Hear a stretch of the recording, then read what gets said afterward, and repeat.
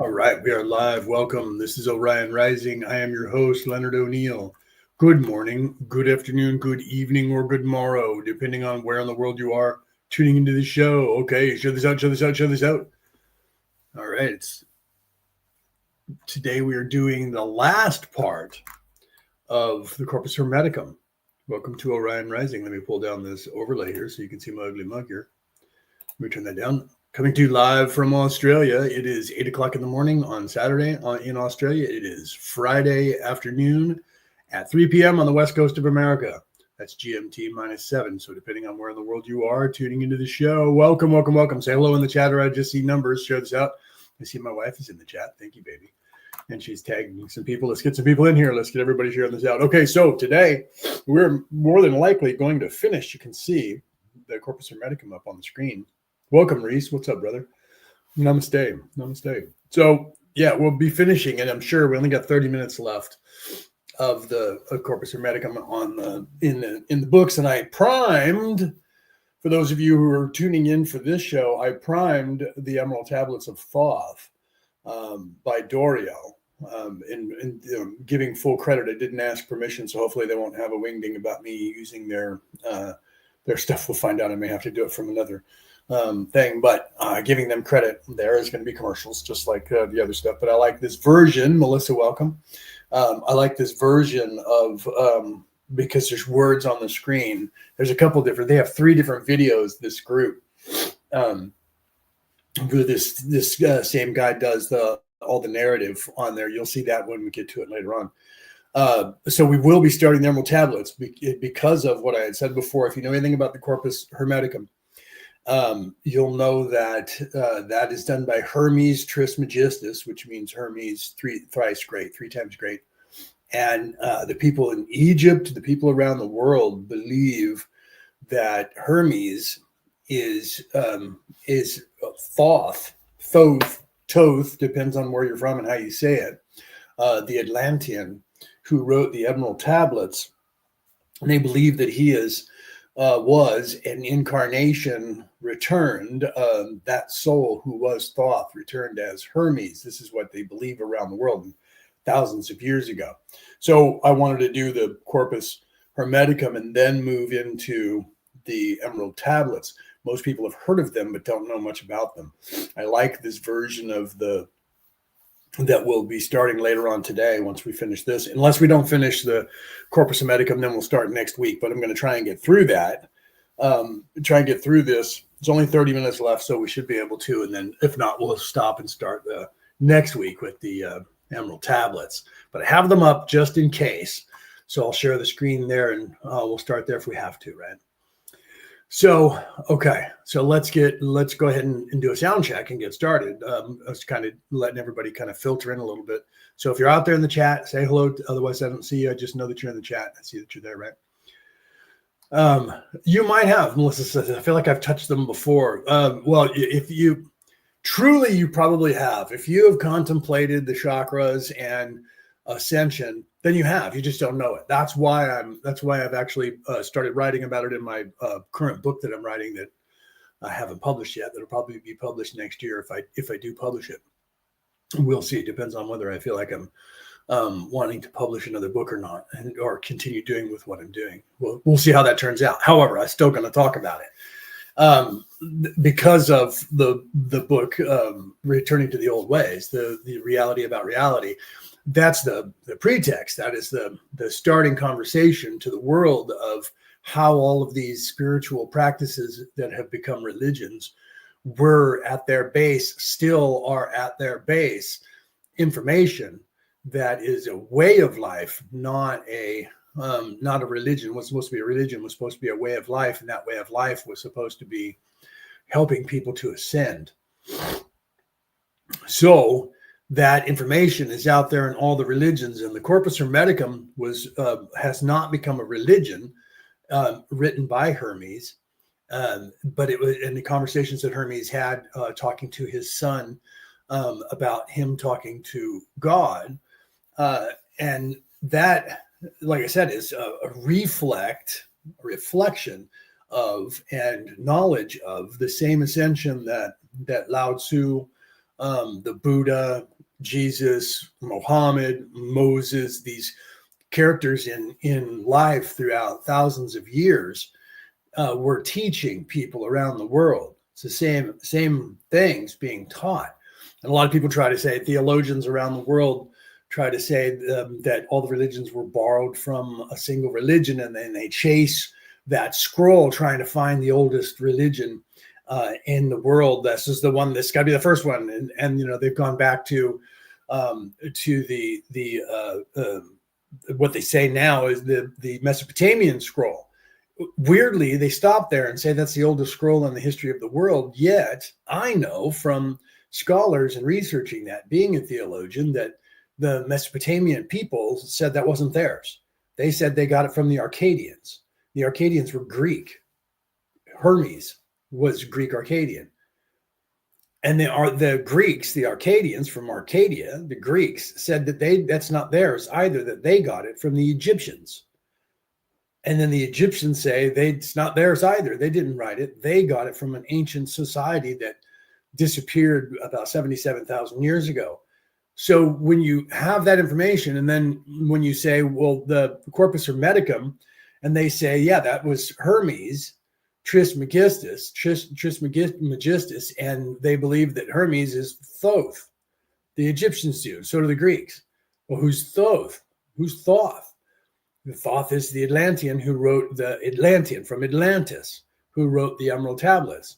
Well, how do we know about the Emerald Tablets? We have them because they found a copy of them under the feet of the statue of Hermes in Arcadia. That's next to Mesopotamia, when the Greeks were there, when Hermes lived there. They found the Emerald Tablets there. So they believe that he was a reincarnation of them. If not, he had him, somehow got a hold of them. So now we're saying the Emerald Tablets, and some people don't want to acknowledge the Emerald Tablets because they were found in the modern era. And, you know, it's just like they didn't want to say the Dead Sea Scrolls are worth anything for the same reason. Okay. So there's your backstory. So that everybody in the ancient world believed that Hermes was Thoth. Who was Thoth? Thoth existed and disappeared when Atlantis disappeared. Some say Atlantis disappeared only 12,000 years ago. Some people say it was further back than that. When was Thoth? Some people say that he was there when Atlantis fell. Other people say he disappeared long before that. So I wanted to show, instead of chasing the scroll itself, chase the idea, chase the message that these people are teaching is what we need to be doing around the world. That's what my book is about. Returning to the old ways. The reality about reality, returning to the old ways, is about that. It's about looking at the message that all of these religions are teaching, that all of these masters, all of these gurus, all of these Sufis, all of these wise, learned, illuminated men from around the world and women from around the world, what is it that they're teaching? What is it that their message is? Not the religion. What is their message? Their message is the same message.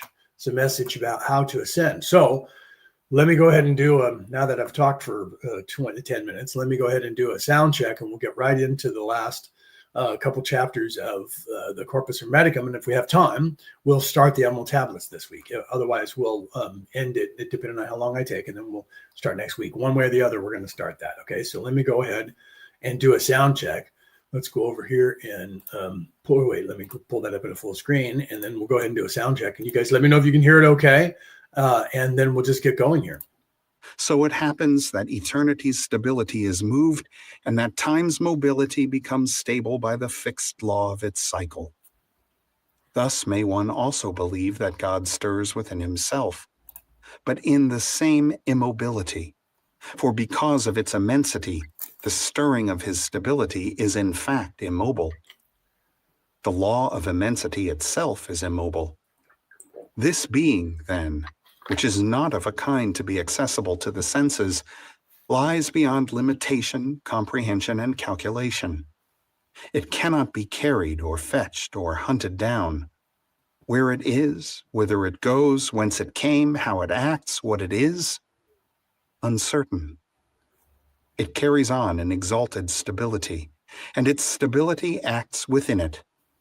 God, eternity, both, one in the other, or both in both. Consequently, eternity has no limitation within time. But time, granted that it can be limited by number or alternation or periodic return through recurrence, is eternal. Both are infinite then. Both seem eternal. For stability, firmly fixed to sustain the things that can be stirred, rightly takes first place, owing to its steadfastness. The beginnings of everything, then, are God and eternity. But because it is mobile, the world does not hold first place. Mobility exceeds stability in it, even though, conforming to the law that keeps it ever stirring, it has a steadfastness free of motion. The total consciousness that resembles divinity, immobile in itself, moves itself in its own stability. It is holy, uncorrupted, everlasting, and whatever one can say better of it, if anything can be better than the eternity of the supreme God that rests in truth itself, completely full of all sensible forms and of the whole ordering, resting, so to speak, with God. The world's consciousness is the receptacle of all sensible forms and orderings. But to be mindful of all that it has done, human consciousness depends on memory's tenacity. In its descent, the divinity of consciousness reaches down only as far as the human animal. For the supreme God did not want the divine consciousness to mingle with every living thing. He did not want it to be ashamed from coupling with the other living things. The understanding of human consciousness, what it is and how great it is, comes entirely from memory of past events. Because of his tenacity of memory, he was even made governor of earth. The understanding of nature, however, and the quality of the world's consciousness can be fully perceived from all the things in the world that sense can detect. Eternity's understanding, which comes next, is a consciousness gained from the sensible world, from which its quality can be discerned.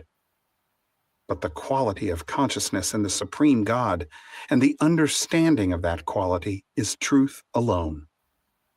Not a shadow, not even the faintest trace of this truth can be discerned in the world, for there is falsehood wherever one discerns anything by measuring time, and where there is geniture, one finds error. So you see the depth of the subjects we deal with, Asclepius, and what we venture to achieve. But to you, supreme God, I give thanks for enlightening me with the light by which divinity can be seen. And you, Tat and Asclepius and Hammon, hide these divine mysteries among the secrets of your heart and shield them with silence. Understanding differs from consciousness in this, however. I'm assuming you guys can hear it okay. Nobody said anything. So if there was dead air, I'm sure people would be saying, I don't hear anything.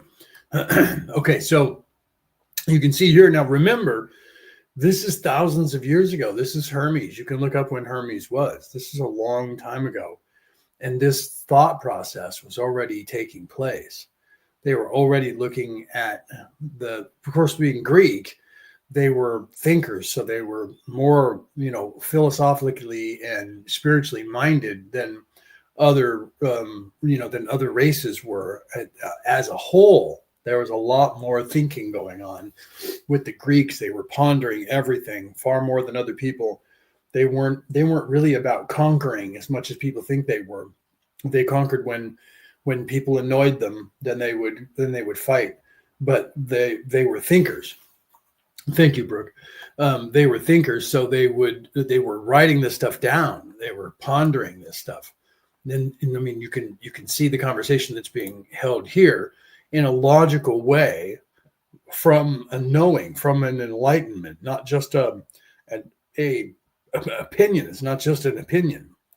That our understanding comes to understand and discern the quality of the consciousness of the world by concentrating the mind, while the world's understanding comes to know eternity and the gods who are above the world. And thus it comes about that we humans see the things that are in heaven as if through a mist, to the extent that we can, given the condition of human consciousness. See? So there's the veiling. There's the veil that we use to reference the term the veil. And what is a veil, right? A veil is is like a curtain. It's not if you look at a veil in a traditional sense, that's a covering that a woman would use, say, in the West, to when they got married. She would put a veil over her face, which would obscure it somewhat, right? So it's not to where you can see them clearly, but you can still see them, but it's not as clear. So it's an obstruction of some sort. So it's a mist, right? A veiling. It is a cover that is obscuring your vision. And literally, here is someone from, somewhere around 4 or 5, maybe even as far back as 10,000 years ago. If he was Arcadian and a Greek, then he was around in the time of Mesopotamia, when the Mesopotamian scrolls were around with telling that story of Marduk and Tiamat. So you have this concept of a veiling here, that it was literally like a fog or a mist that was covering the human mind or the human soul that from seeing clearly, right? So here you have that reference right here in this. This is one of the reasons why this book, the Hermetica, was deemed that it was a heretical, that it was just a heretic, and that it had nothing to do with God or the Bible and what they were trying to push at the Council of Nicaea, the First and Second Council of Nicaea. So they took this out and tried to destroy this book. They couldn't have this book, and it was a Greek book, right? Let's continue here. When it comes to seeing great things, our concentration is quite confined, but once it has seen, the happiness of our awareness is vast. On the void that so many consider an important topic now, I hold the following. There is no such thing as a void, nor can there have been, nor will there ever be. For all the members of the world are completely full, so that the world itself is complete, and filled with bodies diverse in quality and form, each having its own shape and size. Some are larger than others, some smaller, and they differ in density and rarity. The denser, like the larger, are easier to see, but the smaller and rarer are very difficult or altogether impossible to see, and we can detect them only by touch. Hence, many believe that these are not bodies and that they are empty places, which is impossible. For just as that which is said to be beyond the world, if there is any such thing, I do not believe that it is void, is full of intelligible things resembling it in divinity. As I take it, so also is this world that we call sensible, completely full of bodies and living things that conform to its nature and quality. We do not see them all in their true aspects, but some as far too large, others as much too tiny. They look like this to us either because they are far away from us, or because our eyes have gone bad, or else because they are so very tiny, many believe that they do not exist at all. I am speaking now of the demons who always stay near us, so I believe, and the heroes who dwell between the purest part of the air above us and the place where there are no fogs or clouds or disturbance from the stirring of the signs. Consequently, Asclepius, you are to call nothing void, unless you mean to say that what you call void is void of something, void of fire, or void of water, and so on. Thus, though one may see something that can be void of such things as these, in no event can it be empty of spirit and air, no matter how small or large the thing that seems void. One must say the same about place, which lacks meaning as a term in isolation. For the evidence of place is from that whose place it is. Indeed, take away this most important feature, and you truncate the sense of the word. One of the things that I have noticed that people do, maybe I should put myself back up in the screen right here, that people do around the world. One of the things that kind of bothers me, in fact, it does bother me, so I'm going to talk to it. And I see it happening even here with Hermes, and I understand it. I'm going to preface this. What I'm going to say, I'm going to preface it with this. I understand why people do what they do because it's a psychological thing. And what they do is they try to take things that are spiritual and that should be, that ought be. That's the word that I was given just now to say, that ought be, and not spoken as if spiritual, or that ought be spoken as if spiritual, and they do not speak as if it is spiritual. What you're seeing here is a spiritual thought, something that should be, that ought be spoken about in the spiritual sense, being translated into a physical sense.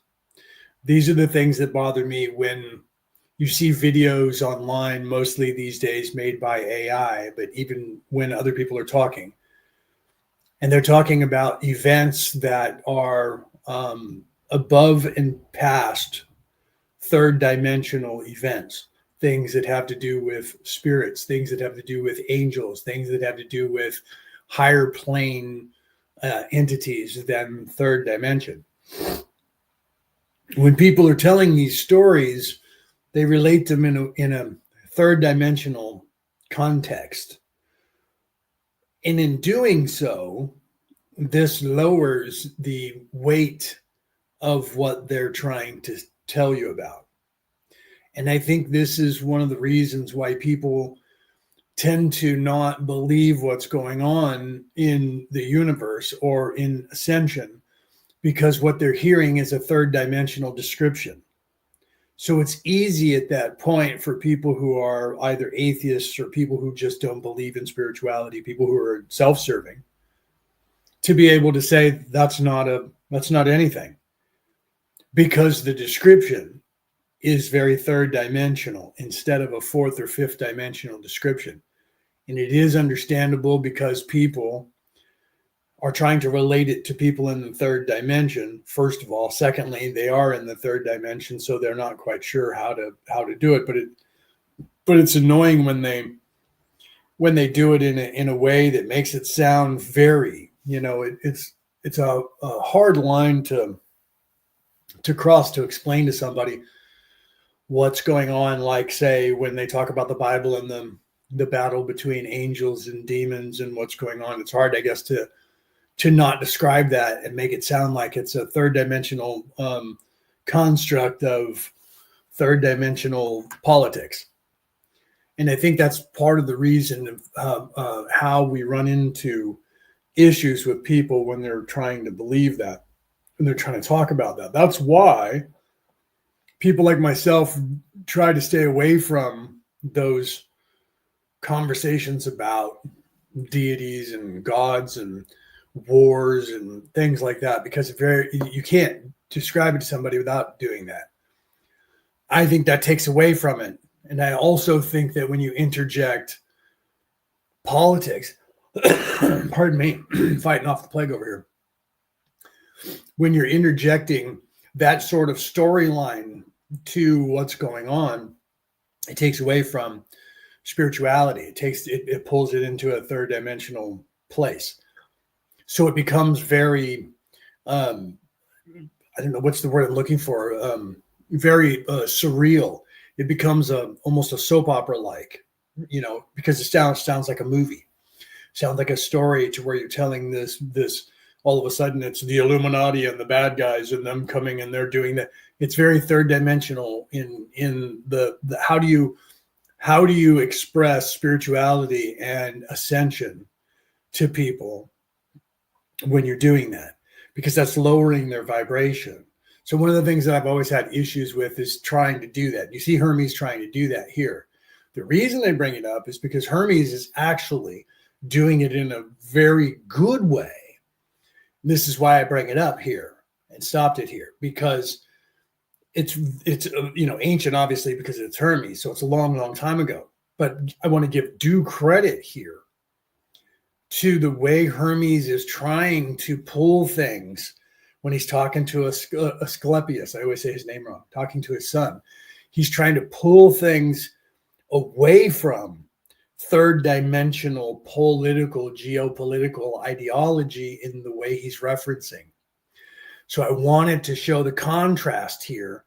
If you're watching videos or you're watching movies or you're watching reels or listening to other people and they're describing things that are going on, even, then God created this and God created that or whatever. Listen to the verbiage of an ancient Greek being translated. I don't know how many times.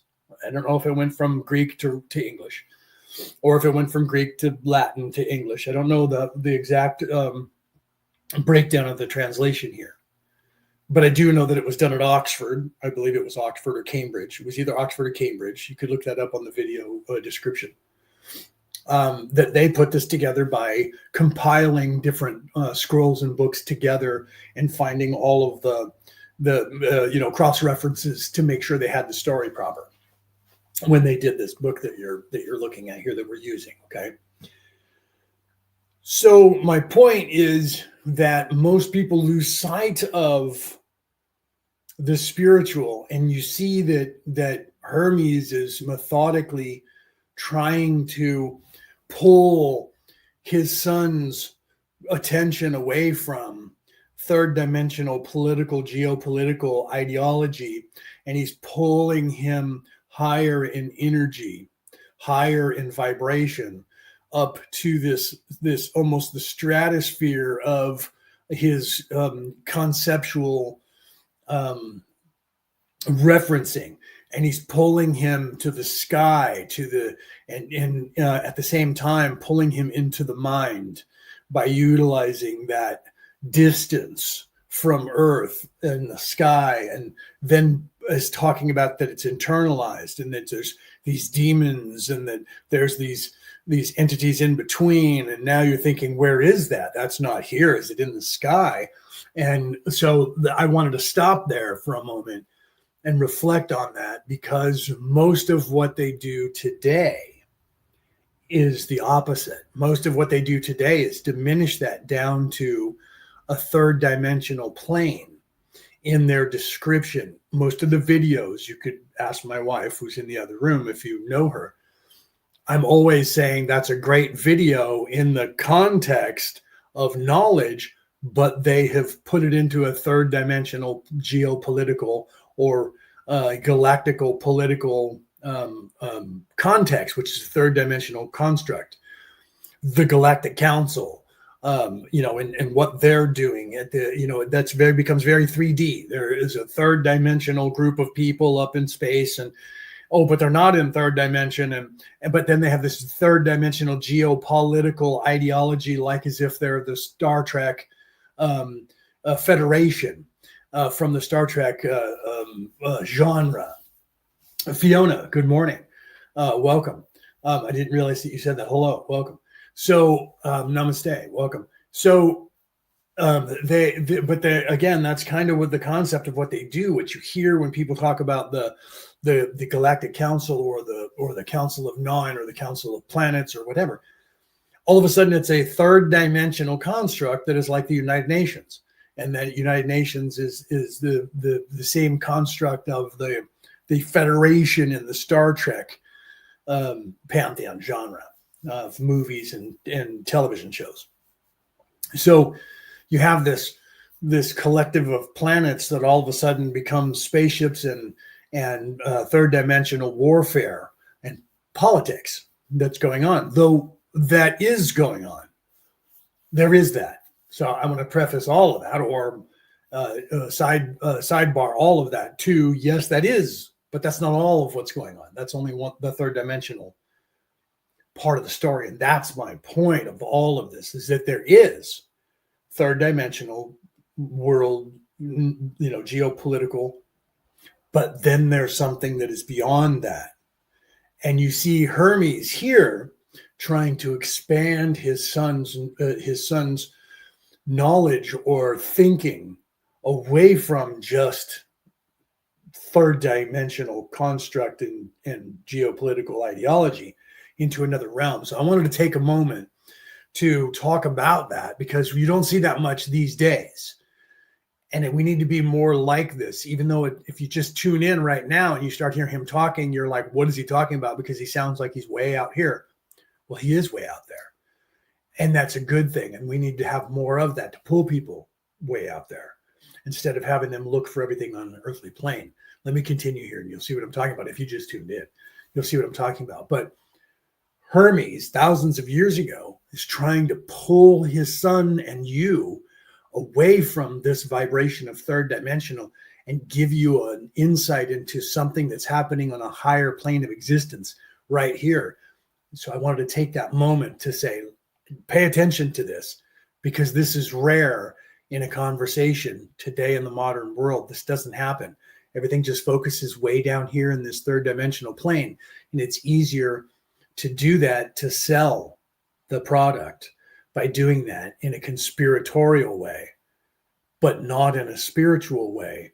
And I believe it diminishes the entire message of everything that's supposed to be going on when you do that. And you see Hermes purposefully pulling people away from and trying to pull your mind into thinking about something from outside the box of this third dimensional plane without even saying that. He's just doing it right here. And I think that's a great thing. Welcome, Peter. What's up, brother? Namaste, Peter. So I wanted to point out that Hermes, thousands of years ago, was aware enough to realize to grab people where they are and pull them away from third dimension and start expanding their consciousness. And that's what you see is going on here. Let me go back over here and we'll continue. This is why we may speak correctly of the place of water, the place of fire, and so on. Just as it is impossible for anything to be void, so the meaning of place in isolation is indiscernible. If you assume a place apart from that of which it is the place, it would seem to be an empty place, which, I believe, cannot exist in the world. If nothing is void, it is also evident that nothing is place as such, except as you add visible marks to it, length, breadth, height, as you would to human bodies. Asclepius and the rest of you here, given these conditions, know that the intelligible world, discernible only through mind's intuition, is incorporeal. See? So here he's revealing that thought process by showing you that you would think this place doesn't exist, except when you shed light on it and you start seeing things through the veil, know that this place is real and it's non-corporeal, not this plane. So this is an attempt by a man to pull people away from that third dimensional construct and pull your mind into the expansion of something else. What you're looking at and what I'm describing to you, he's saying, is not of this physical plane. What I'm asking you to see and to notice and to look for is in an astral plane, is in a spiritual plane. This is rare in any description anywhere about just about anything, especially today in the modern times.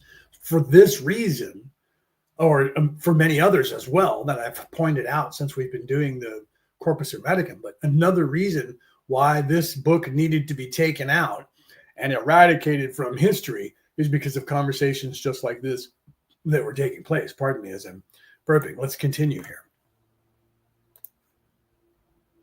And that nothing corporeal can be combined with its nature, nothing discernible by quality, quantity, and number, for there is no such thing in it. The world called sensible is the receptacle of all the sensible forms or qualities of bodies, none of which can be invigorated without God. For God is everything. Everything comes from Him. Everything depends on His will. And the whole of it is good, fair, wise, inimitable, to God alone, sensible and intelligible. Without God there was nothing, nor is, nor will be.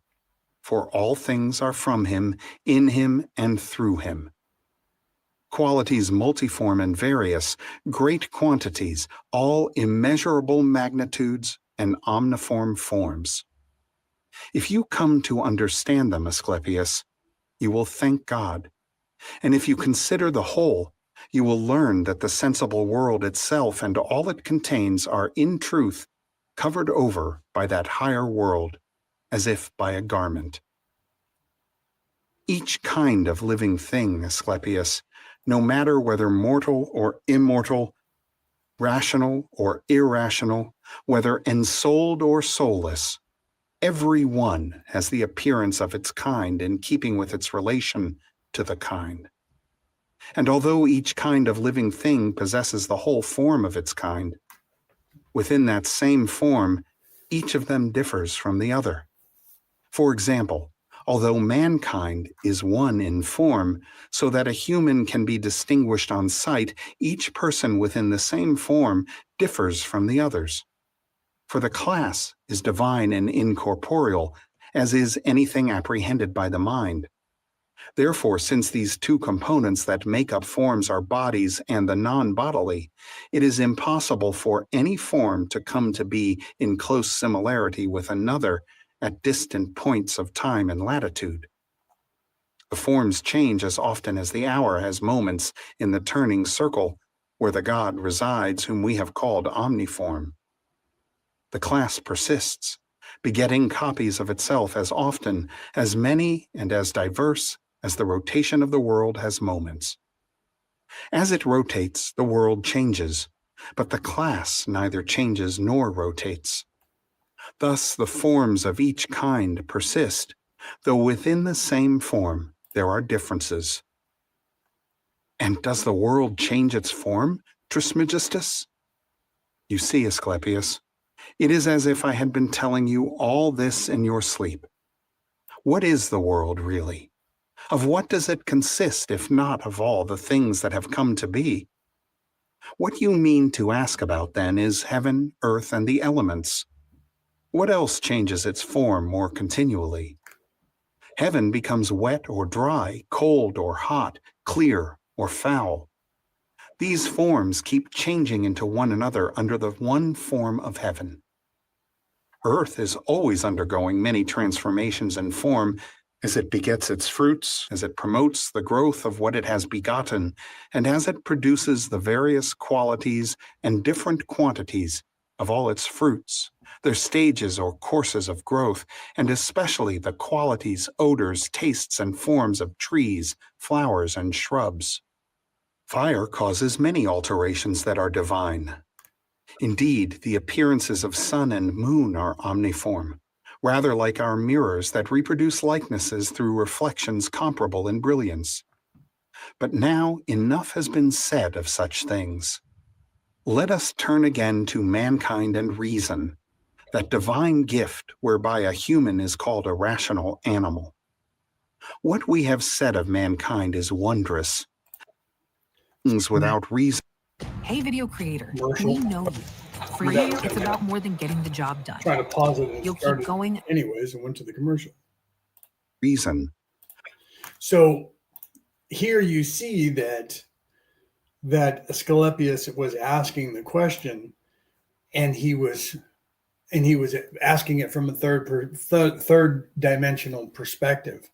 So you see that at that point, then Hermes then pulled him away again, and almost scolded him for having that third dimensional, or trying to put it back into that box, and then immediately pulled to God, immediately pulled away from third dimension and pulled him up, and then we're showing him the reflection of things from earth in the heavens and pulling that away, fire as God and light, fire being the same, and that the earth and the winds and all of those things were pulling him away. And then now is saying, let's now look at things from a perspective of human.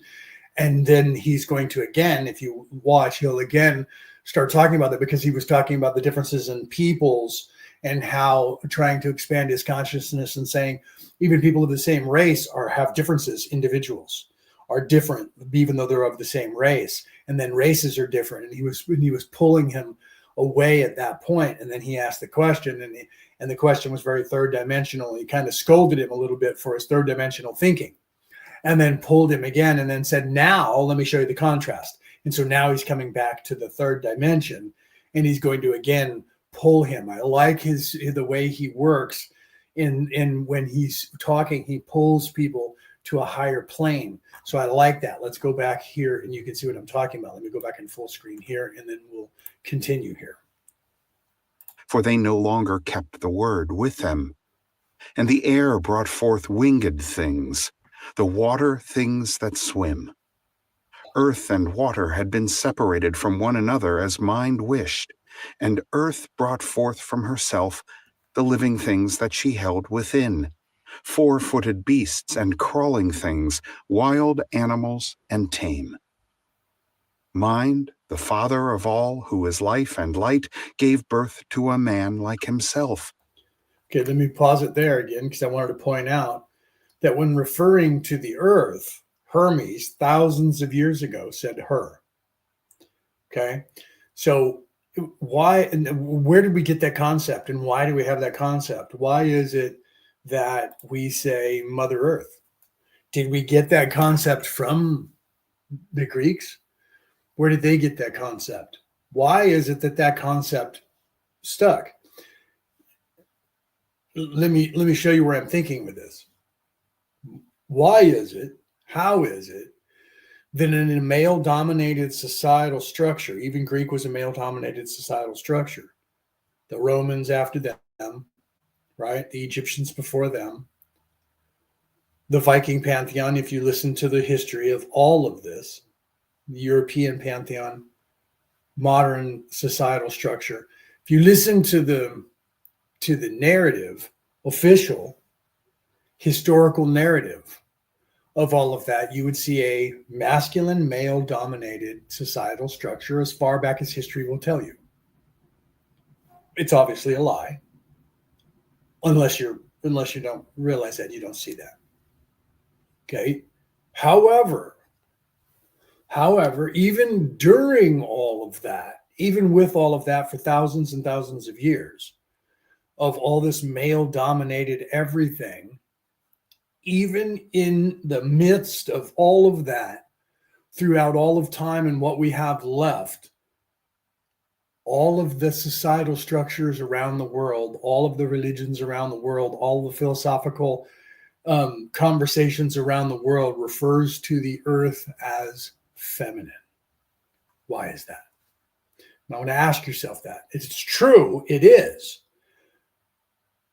But even in the masculine, male-dominated, third-dimensional construction of the world currently that has been in charge of this planet, they even still refer to the earth as Mother Earth. The reason I bring that up is there are some constants in the universe that cannot be changed. Even though the people who are self-serving would like to change everything to bend it to their will, there are just some rules in the universe that cannot be changed.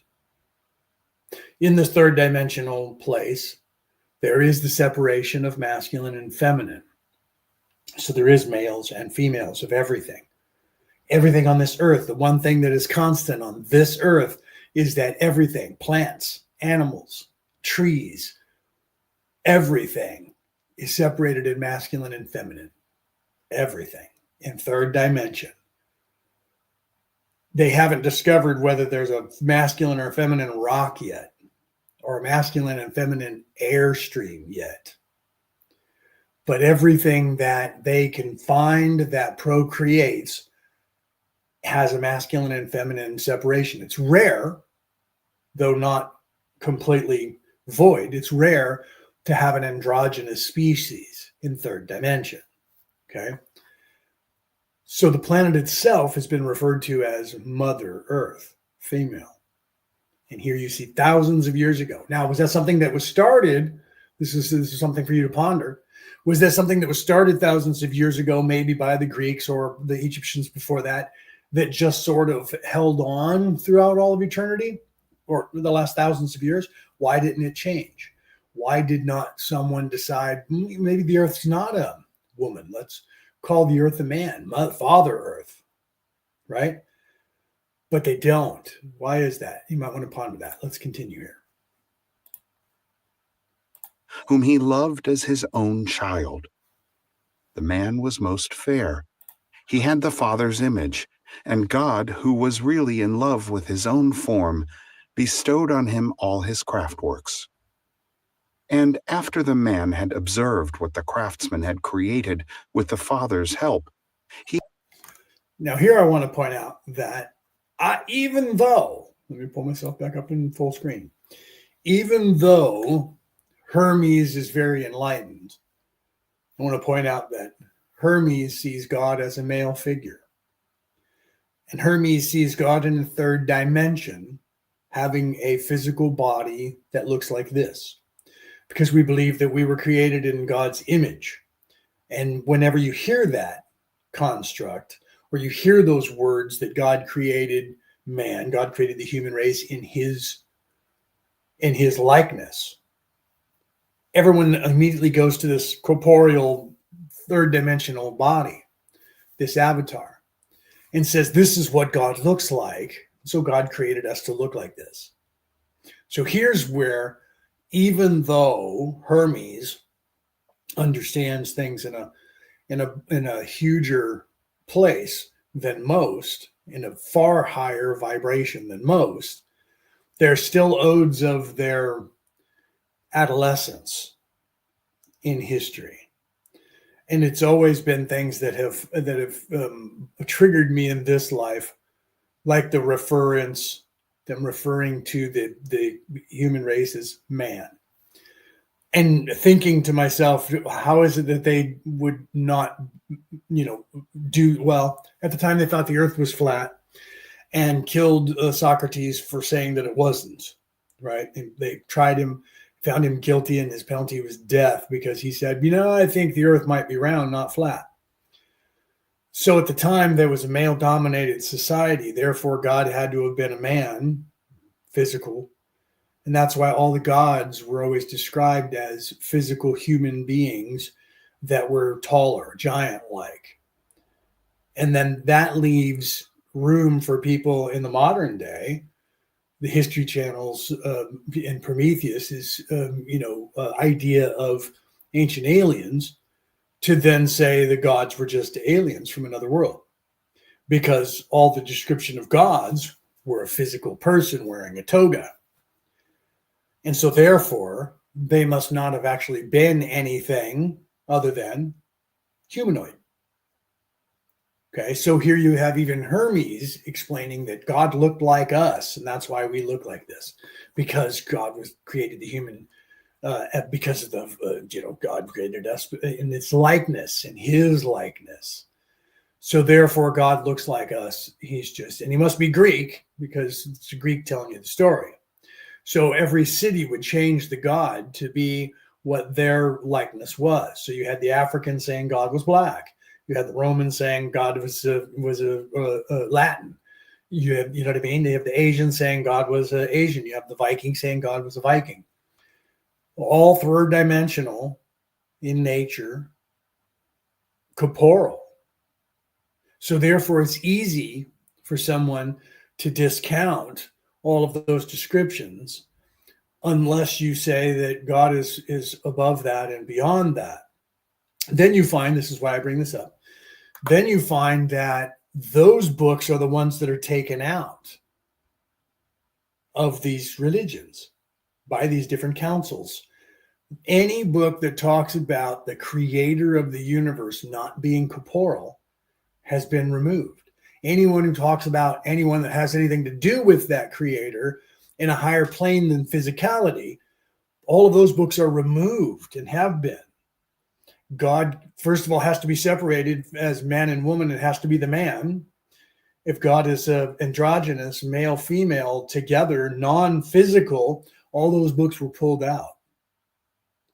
Why? Because they're trying to lower your vibration to have you be thinking on a third dimensional place, because it's easier to discount a God by saying, look, the description is all third dimensional. Therefore, at the very least, there's no aliens, but it's an alien. And that's what they do. So the reason I'm bringing this up is pulling your mind away from the distraction that they've given to you. When you start reading all of these scrolls from around the world, or even actually looking at the Bibles, the different tomes, the different apocryphas that are out there that they consider official canon from around the world, from these first 5, 6, 7 religions on the earth, just the biggest ones. You read those and you're going to see that most of the books that are there are physicality. But in those writings, you're going to see that they're not speaking in a physical way even then. And it's still in there for you to see. But when you then look at like the modern Christian Bible, there's only like 88 books in it. There's 186 books that have been removed in the First and Second Council of Nicaea.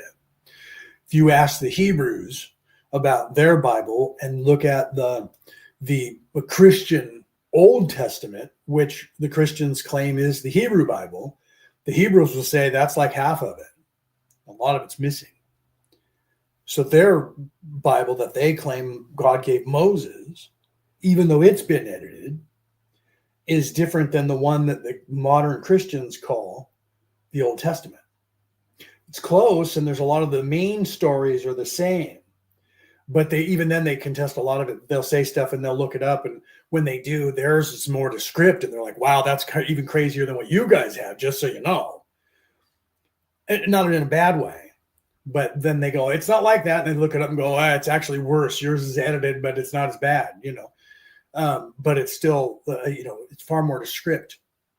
A lot of that was edited out. So even though theirs was edited as well, a lot of the stuff, most of the stuff is still there for you to see if you're paying attention. That's why you hear those words.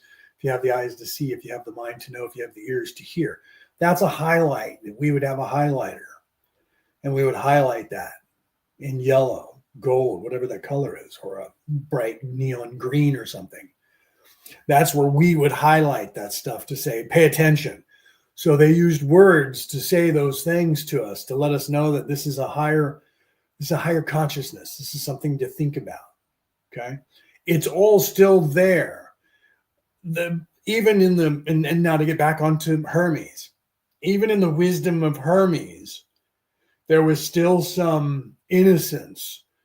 And you can see that it was far enough back to where they hadn't expanded their consciousness even past the idea that God is not a third dimensional construct wearing a toga sitting on a mountaintop.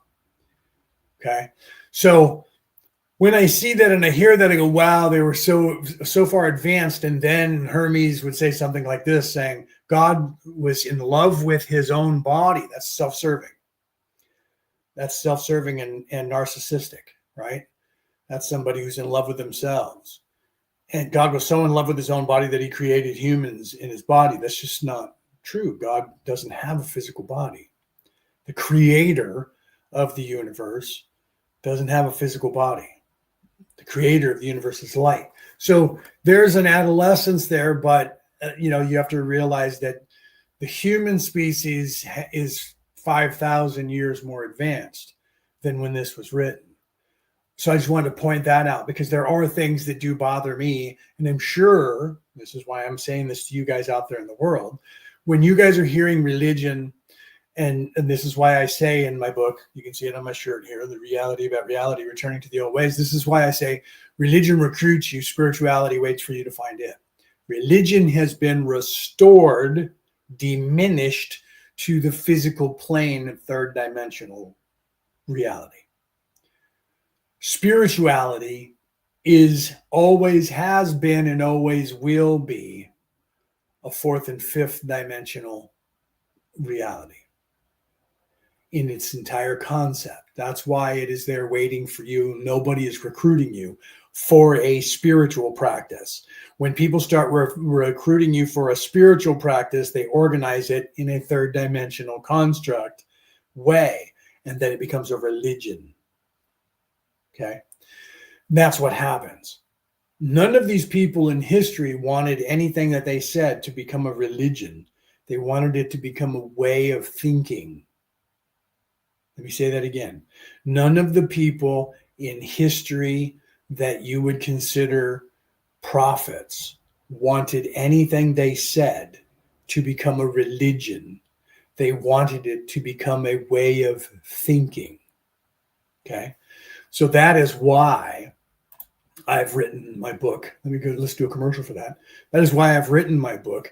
My book is expanding your consciousness into the reality about this reality and returning you to the way of thinking, inner standing, looking within yourself, the way that these people wanted you to from the beginning, before evil people took control of it and turned it into a control mechanism called the religion.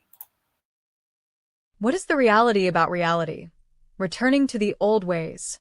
It is a comprehensive book about what is really going on here on this planet.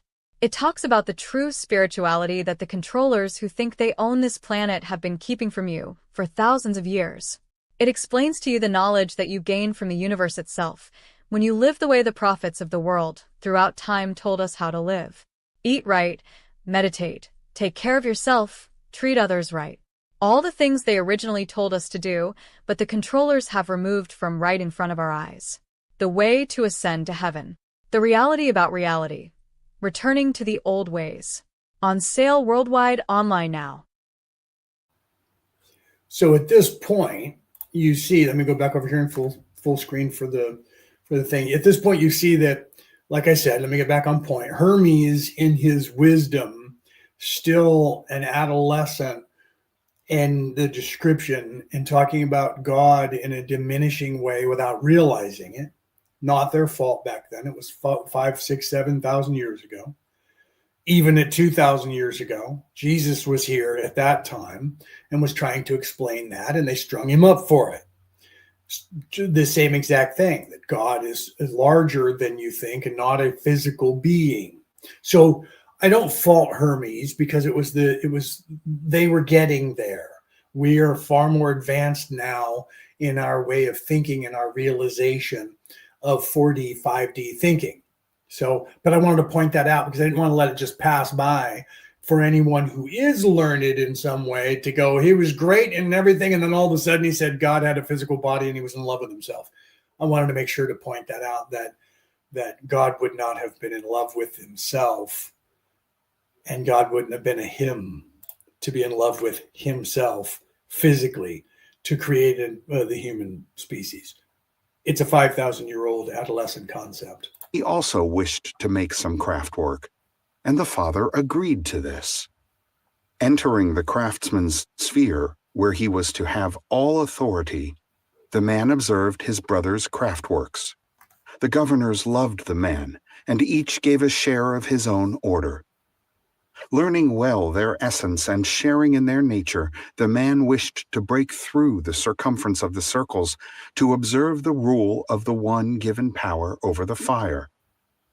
Every time I hit a bottleneck, I build a new AI employee to crush it. I used to say that I had one AI employee working. Having all authority over the cosmos. Oh, and then I pulled it all the way back here somehow. Let me get back over here where we were. I apologize for that. The denser, like the larger, are easier to see. I don't know how I did that, but I pulled it all the way back to the beginning. I apologize. But the smaller and rarer are very difficult or altogether impossible to see, and we can detect them only by touch. Hence, many believe that these are not bodies and that they are empty places, which is impossible. For just as that which is said to be beyond the world, if there is any such thing, I do not believe that it is void, is full of intelligible things resembling it in divinity. As I take it, so also is this world that we call sensible, completely full of bodies and living things that conform to its nature and quality. We do not see them all in their true aspects, but some as far too large, others as much too tiny. They look like this to us either because they are far away from us or because our eyes have gone bad. So I'm going to let it play so we can get caught back up, all right? So we're about 2 minutes behind where we were. I apologize for that. Didn't realize I did that. Good thing I noticed it. Or else, because they are so very tiny, many believe that they do not exist at all. I am speaking now of the demons who always stay near us, so I believe, and the heroes who dwell between the purest part of the air above us and the place where there are no fogs or clouds or disturbance from the stirring of the signs. Consequently, Asclepius, you are to call nothing void, unless you mean to say that what you call void is void of something, void of fire or void of water, and so on. Thus, though one may see something that can be void of such things as these, in no event can it be empty of spirit and air, no matter how small or large the thing that seems void. One must say the same about place, which lacks meaning as a term in isolation. For the evidence of place is from that whose place it is. Indeed, take away this most important feature, and you truncate the sense of the word. This is why we may speak correctly of the place of water, the place of fire, and so on. Just as it is impossible for anything to be void, so the meaning of place in isolation is indiscernible. If you assume a place apart from that of which it is the place, it would seem to be an empty place, which, I believe, cannot exist in the world. If nothing is void, it is also evident that nothing is place as such, except as you add visible marks to it, length, breadth, height, as you would to human bodies. Asclepius and the rest of you here, given these conditions, know that the intelligible world, discernible only through mind's intuition, is incorporeal, and that nothing corporeal can be combined with its nature, nothing discernible by quality, quantity, and number, for there is no such thing in it.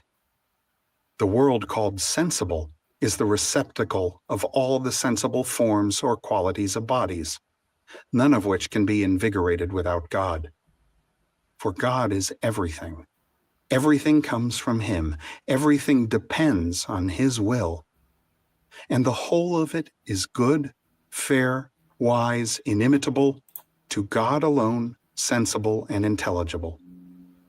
Without God there was nothing, nor is, nor will be, for all things are from Him, in Him, and through Him. Qualities multiform and various, great quantities, all immeasurable magnitudes and omniform forms. If you come to understand them, Asclepius, you will thank God.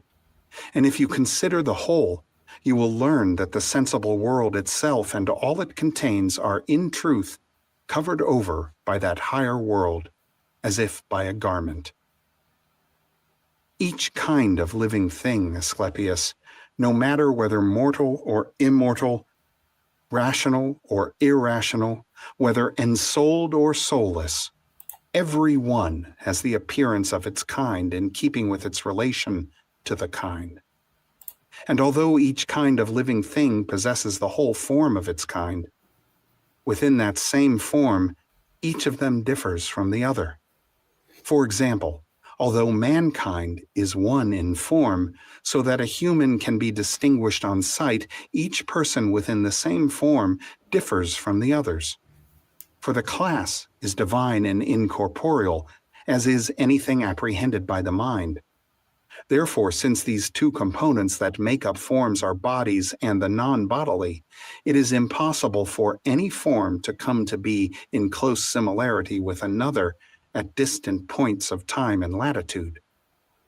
The forms change as often as the hour has moments in the turning circle where the God resides whom we have called omniform. The class persists, begetting copies of itself as often, as many, and as diverse as the rotation of the world has moments. As it rotates, the world changes, but the class neither changes nor rotates. Thus, the forms of each kind persist, though within the same form there are differences. And does the world change its form, Trismegistus? You see, Asclepius, it is as if I had been telling you all this in your sleep. What is the world really? Of what does it consist, if not of all the things that have come to be? What you mean to ask about, then, is heaven, earth, and the elements. What else changes its form more continually? Heaven becomes wet or dry, cold or hot, clear or foul. These forms keep changing into one another under the one form of heaven. Earth is always undergoing many transformations in form as it begets its fruits, as it promotes the growth of what it has begotten, and as it produces the various qualities and different quantities of all its fruits, their stages or courses of growth, and especially the qualities, odors, tastes, and forms of trees, flowers, and shrubs. Fire causes many alterations that are divine. Indeed, the appearances of sun and moon are omniform, rather like our mirrors that reproduce likenesses through reflections comparable in brilliance. But now enough has been said of such things. Let us turn again to mankind and reason, that divine gift whereby a human is called a rational animal. What we have said of mankind is wondrous, but less wondrous than this. It exceeds the wonderment of all wonders that humans have been able to discover the divine nature and how to make it. Our ancestors once erred gravely on the theory of divinity. They were unbelieving and inattentive to worship and reverence for God. But then they discovered the art of making gods. To their discovery, they added a conformable power arising from the nature of matter. Because they could not make souls, they mixed this power in and called up the souls of demons or angels and implanted them in likenesses through holy and divine mysteries, whence the idols could have the power to do good and evil. Take your ancestor, for example. He was the first to discover medicine, Asclepius. They dedicated a temple to him on the Libyan mountain near the shore of the crocodiles. So you see here, I wanted to let that play to catch up, so I apologize for that because I had accidentally gone back. But now you see odes of them talking about the creation, sub-creator, other people at a higher plane also trying to create as God. And that was kind of subtle right there, but not. Why is that important? That all of this needed to be taken out. Once again, if you go and look at the some of the Dead Sea Scrolls, the other scrolls like the Book of Truth. In the Book of Truth, the same concept came through, that the Creator created the universe, the Creator being what we would refer to as God, created the universe, and that error. So here was the name of a person who was female, pardon me, who was female in gender. Error then wanted to create like God and had the ability to do so because the creator of the universe allowed the creations to have the ability to create, just like us. Now, again, in these other books, giving you the idea that we are co-creators, that we are part of the creation itself, we're part of the creator, not part of the creation. And then we have the ability to create. And explaining that error created the human race, and that even though error created the human race and not the creator, that because the creator encouraged and allowed error to do so, the human race is still a creation of the creator because it was within the context of what the creator was creating and allowing to happen. So again, we create whatever we want to create. We created computers. We created buildings and jets and different things. And you know what I mean? We make our own foods out of the things that are here. And then connecting that back to source, saying that even though Source didn't actually create this glass that I have in my hand, that by creating what created us or creating us, and then giving us the carte blanche to create, that the creator then is responsible for the creation of this glass. Even though the creator may not have actually created the glass itself, the creator created that which had the ability and gave that ability to its creation to then create this. Okay.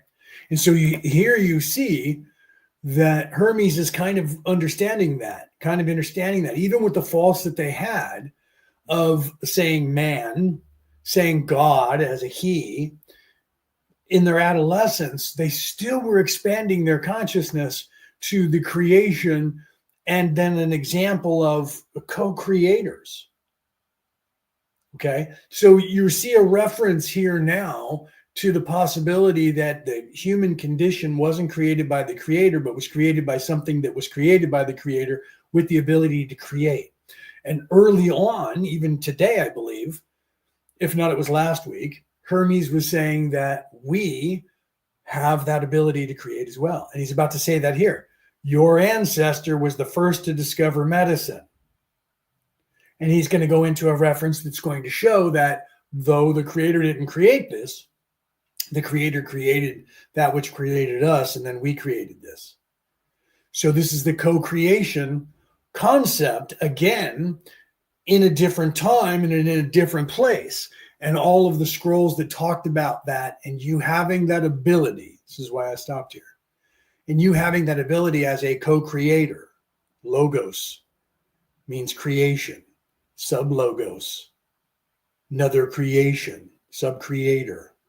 The persons who have the ability to create, created by a person who had the ability to create, created by a person who had ability to create, all the way down. Creation, logos, sub-creation, sub-logos, meaning created by, not the creator, but someone else, creating something, and so on and so on. Logos, sub-logos, sub-sub-logos, creation, creator, creation, sub-creator, sub-creator, sub-creator, smaller down to the third dimension. We're creating things. I created this bottle of water.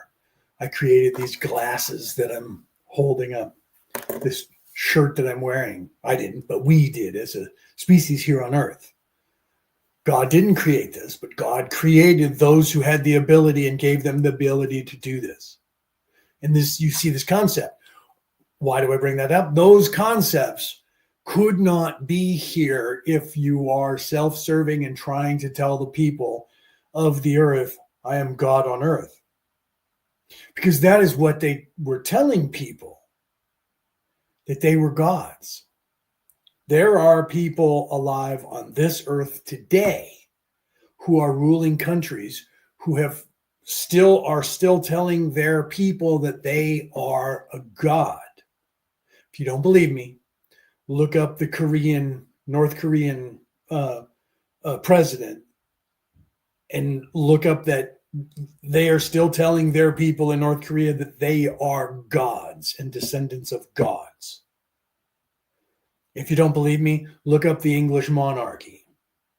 Okay, the King of England, his mother, the Queen, for the entire time she was in power, and I'm sure that the King will do the same, and you can look up their lineage, will tell you they are related to Thor, a god of the Viking pantheon, that they are descendants of a god.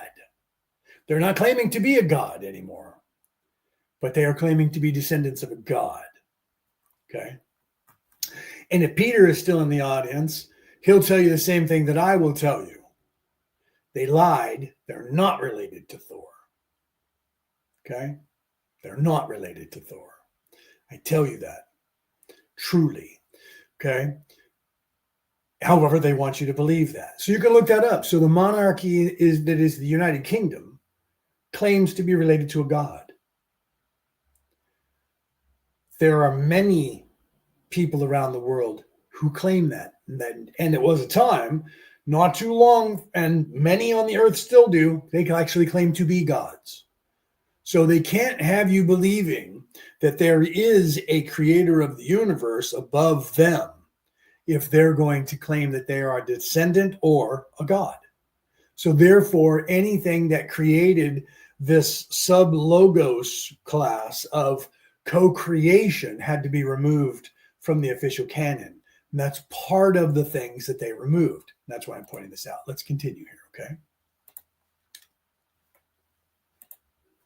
There lies his material person, his body, in other words. The rest, or rather the whole of him, if the whole person consists in consciousness of life, went back happier to heaven. Even now, he still provides help to sick people by his divine power, as he used to offer it through the art of medicine. And Hermes, whose family name I bear, does he not dwell in his native city that was named for him, where mortals come from all around for his aid and protection? Isis, wife of Osiris, we know how much good she can do when well disposed, when angered, how much harm. Anger comes easily to earthly and material gods, because humans have made and assembled them from both natures. Whence it happens that these are called holy animals by the Egyptians, who throughout their cities worship the souls of those deified while alive, in order that cities might go on living by their laws and calling themselves by their names.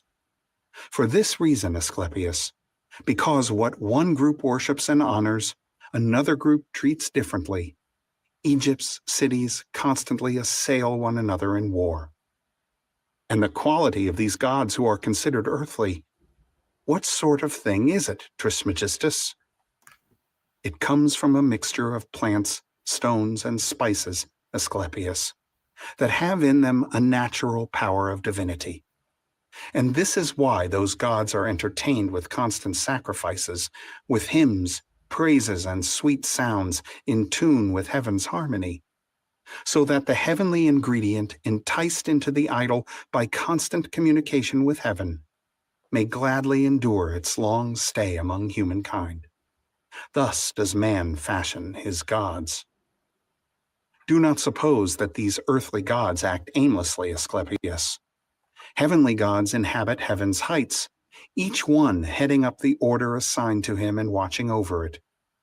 But here below, our gods render aid to humans as if through loving kinship, looking after some things individually, foretelling some things through lots and divination, and planning ahead to give help by other means, each in his own way.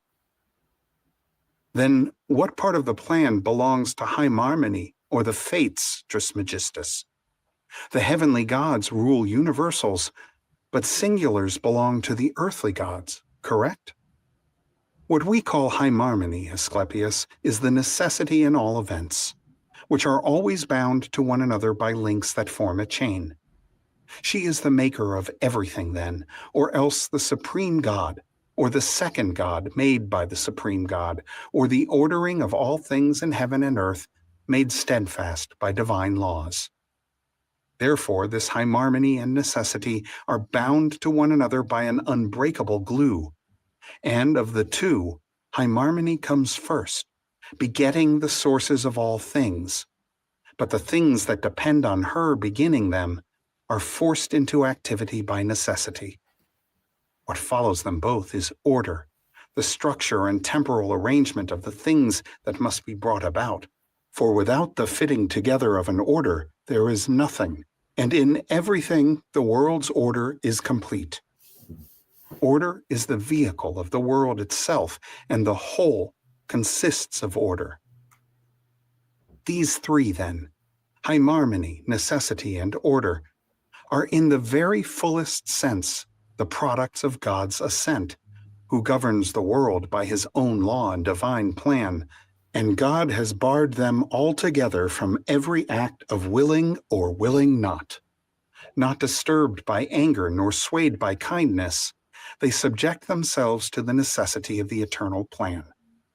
And the plan is eternity itself. See, so here you see, oh, pardon me. Sorry about that. Fighting off the plague, like I said. So here you see the talk about the sublogos and the laws of the universe, showing, let me pull myself up in full screen again, showing that we not only do we have free will, but we also have laws that govern, that have to stay in place, right? So you see that even talking here. So even with their adolescence of thousands of years ago, people around the world still actually did get that there are laws that govern the universe, not just in a physical way, laws that govern the universe in a non-physical way, in a spiritual way, as well as in a physical way. And here you see that Hermes is explaining it to his son, and his son is starting to understand it, not just understand it, right? Let's continue here. Let me go back on full screen here, and we'll continue here. So that's actually a really good concept, right? We're almost down to the end of it. So let's finish here so we can actually, for those of you who are lucky enough to be here, we'll see that we will be starting, even though it's not going to be in the description, we're going to be starting the Emerald Tablets. So let's continue. We have, what is that, 5 minutes left. Let's go ahead and continue here so we can start the Emerald Tablets today. I'm kind of excited to do that. Irresistible, immovable, indestructible. First comes Hymarmene then, who provides progeny enough for all to come with the seed she has sown, as it were, and necessity follows, forcing them all into activity by compulsion. Order comes third to preserve the structure of the things that Hymarmene and necessity arrange. This is eternity, then, which can neither begin to be nor cease being, which turns round and round in everlasting motion under the fixed and unchanging law of its cycle, its parts rising and falling time and again, so that as time changes, the same parts that had fallen rise anew. See, here's the concept. Now, here's the concept of the Alpha and the Omega, the beginning and the end. This is the 3, 6, and 9. This is the hex boson. This is the God particle. This is the figure 8. This is infinity that is being talked about here. That things that rise fall. Those things that fall rise again. That's the energy that makes up the yin and the yang, the Vesica Pisces, right? That is the toroidal field, the triple toroidal field, the toroidal field of the 0 point, being that the energy, like on the planet, comes out of the planet, then returns to the planet. So the spiral, the Fibonacci sequence, the Fibonacci spiral of 3, say 3 is the energy that's spiraling outward. We're just saying that for the sake of argument, because in mathematics, depending on your perspective, the 3 energy will either be spinning outward or spinning inward. It'll be your perspective that will determine that. However, whichever you determine to be the energy that is spinning outward, say, whether it's 3 or 6, the opposite will be the opposite. So if you say that's 6, then it's 3. It's the other way that's inclusive instead of exclusive. So say the 3, 6, and 9. One energy is spinning outward for infinity, outward, outward, outward. The other energy is spinning the opposite direction and is spinning inward, inward, inward, inward. That is the heart chakra. That is the energy that is the masculine energy being the triangle that is facing up, the feminine energy being the triangle that is facing the down. When you put those two on top of each other and superimpose, you have the Star of David. That is the heart chakra in 3-dimensional form. You have one energy spinning clockwise, one energy spinning counterclockwise. That is one energy spinning outward and one energy spinning inward. Okay. Then you have the hex boson, the 9 energy, which stops that energy from spinning off into space or spinning down into eternity, and turns that energy on itself and closes the circuit to encompass that energy. I don't know if I'm pulling you guys too high up in vibration right now or not. Those of you who are into physics, if you understand physics and mathematics, you're actually following me. Those of you who are just trying to follow me in a spiritual sense may not fully understand this reference, but you can. I'm trying to make it as simple as I can. So The Star of David is a two-dimensional drawing of, really it's a one-dimensional drawing of a three-dimensional concept, which becomes a two-dimensional figure that should be a three-dimensional figure, but you're not seeing it that because it's drawn on a two-dimensional piece of paper. You're seeing the flat. That is actually that energy that is the 3, 6, and 9. It is the energy of the yin and the yang. That is the same energy. The yin and the yang is another version of that same energy. The Vesica Pisces is that energy drawn by mathematics.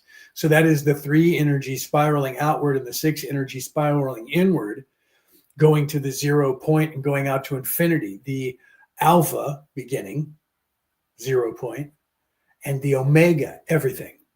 Everything being the 3 energy, say, that for this sake of argument, spinning outward. And then you have the 9 energy, which takes that and folds it back on itself. So the energy that's spinning outward becomes the energy spinning inward. And the energy spinning inward becomes the energy spinning outward. And it closes the circuit and creates that figure 8 of the energy, the infinity symbol. And so the energy becomes infinite. And it just keeps going and going and going and going forever. Okay. So here you see that concept being explained thousands of years ago without getting into the details that I'm getting into right this second.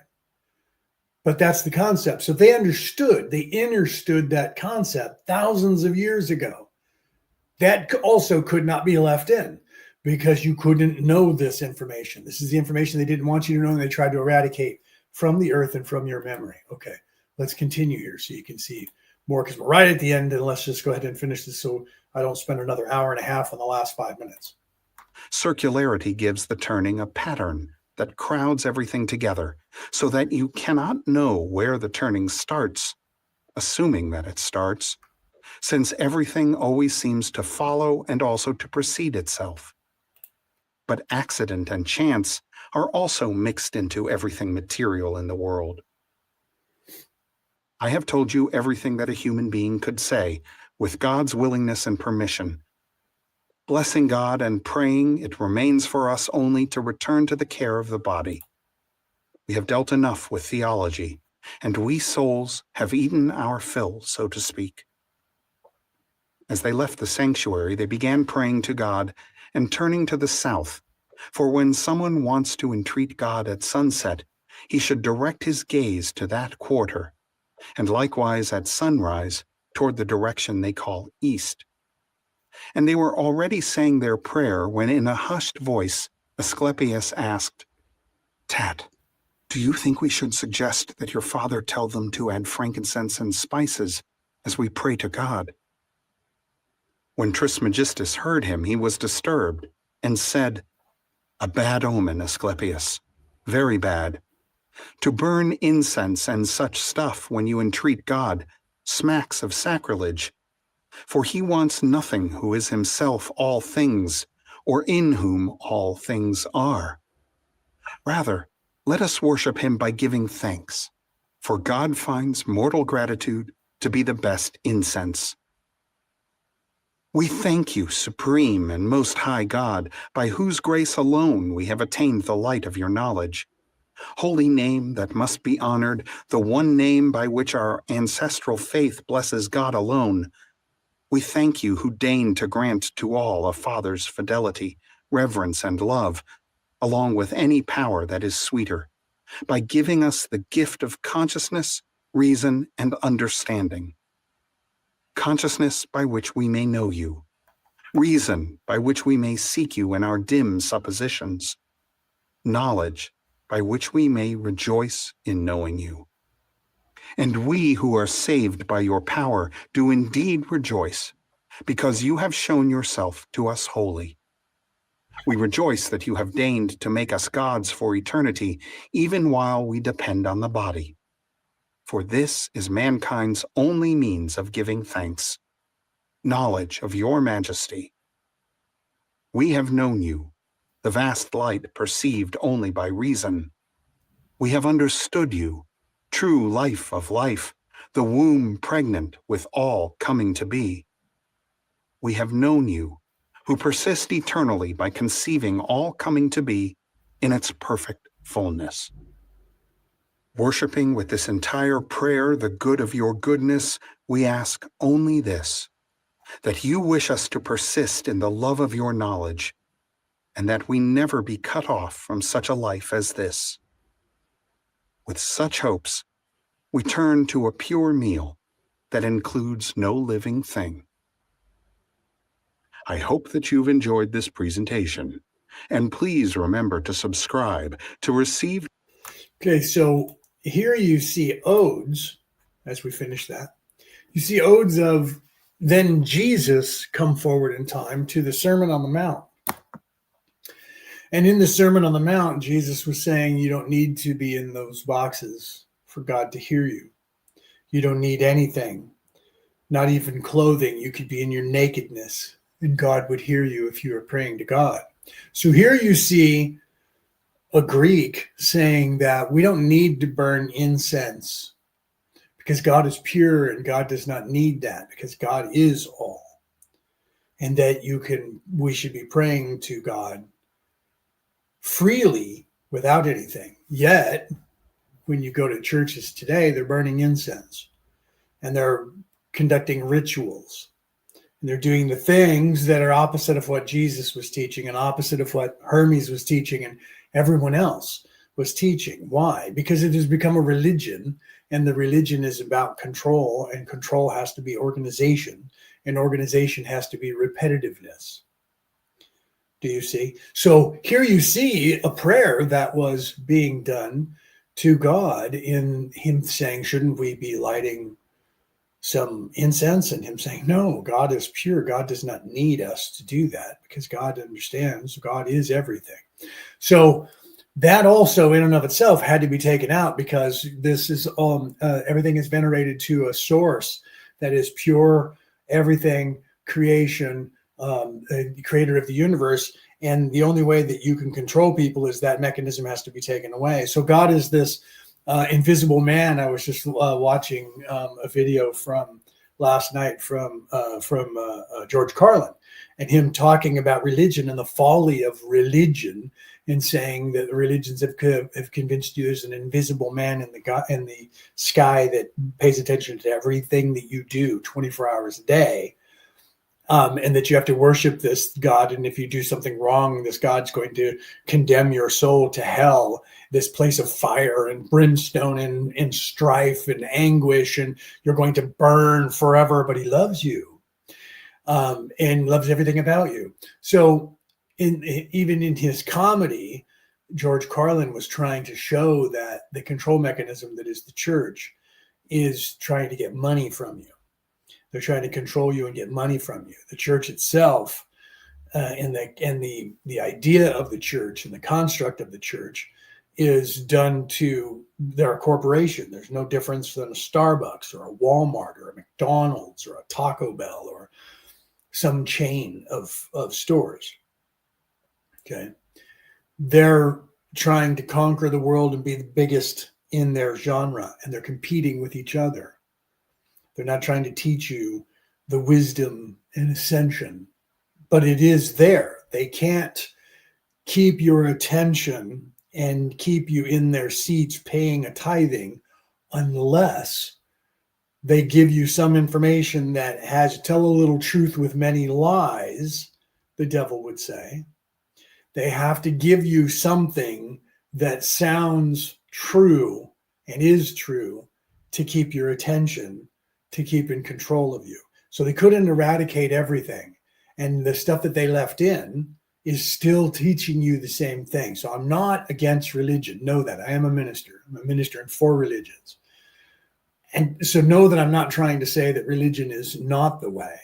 If that is what the structure is that you need in your life, then by all means do that.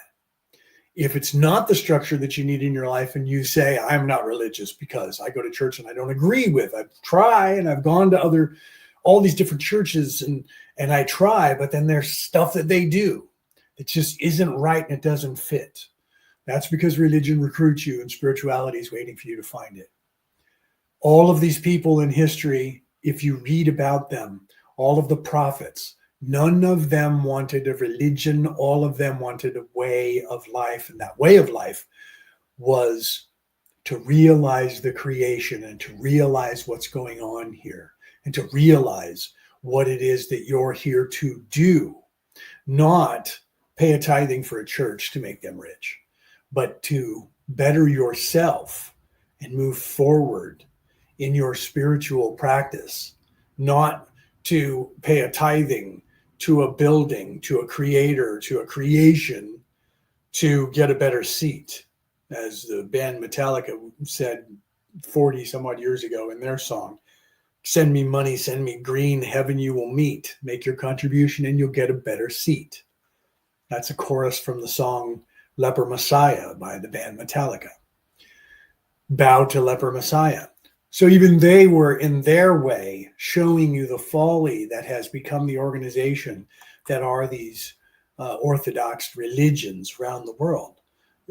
The information is still there and you can still go there, and most of the people that are trying to teach you within that religion, the clergy themselves, are trying to teach you the proper way. The control mechanism that is at the top that is controlling them and trying to keep them from giving you that spiritual way is corrupted. But those men are still, and women are still, trying to give you the message within what they can do without getting in trouble. So don't look at them and think that everybody in the churches are corrupt, because they're not. The structure of the church at the top is corrupted into a money-making corporation. They know it. The rest of it down below is trying to do the best they can with what they have. So don't get mad and angry at religions for their ideologies. The semantical things that are the practice of each either fits with you or does not. Those of you who can find one and you're okay with that, do that. But if those of you out there in the world that are listening to my voice who can't find those places and those places bother you, it's okay, because the entire ideology of this place and the real idea of this place is a spiritual one that you're supposed to find your own path. Okay, so let me remove that from the thing here. Hold on, I gotta put my glasses on because I need to remove this. Yeah, I need to pull that off, and then I need to share the other screen here.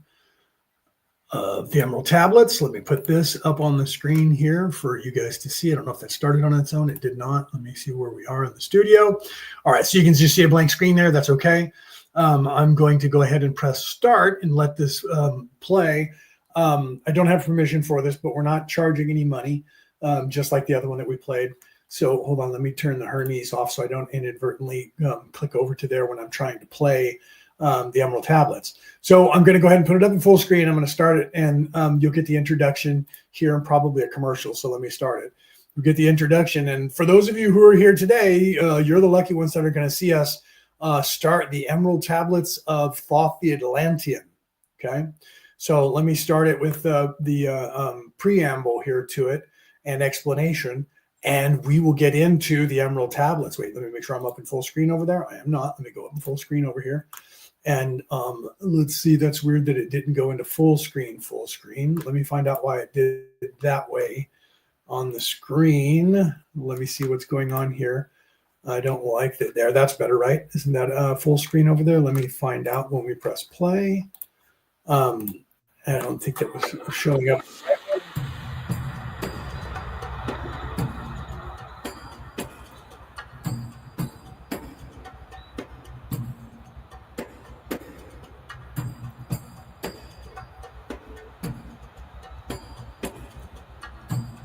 Let me know if you guys can hear that. Hopefully you can.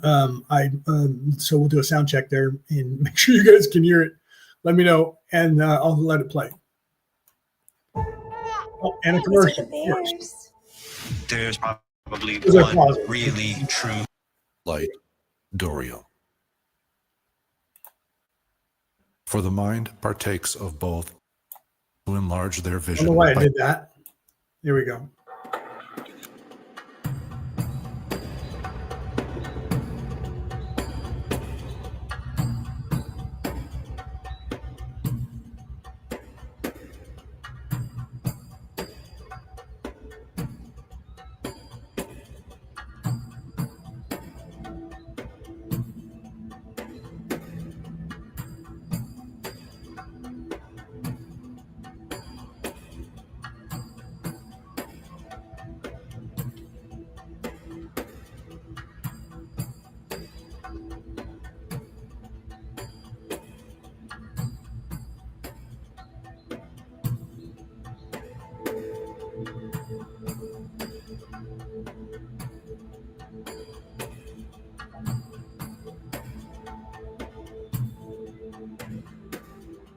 The Emerald Tablets of Thoth, the Atlantean. Translation and interpretation by Doriel. Introduction to the original work by Doriel.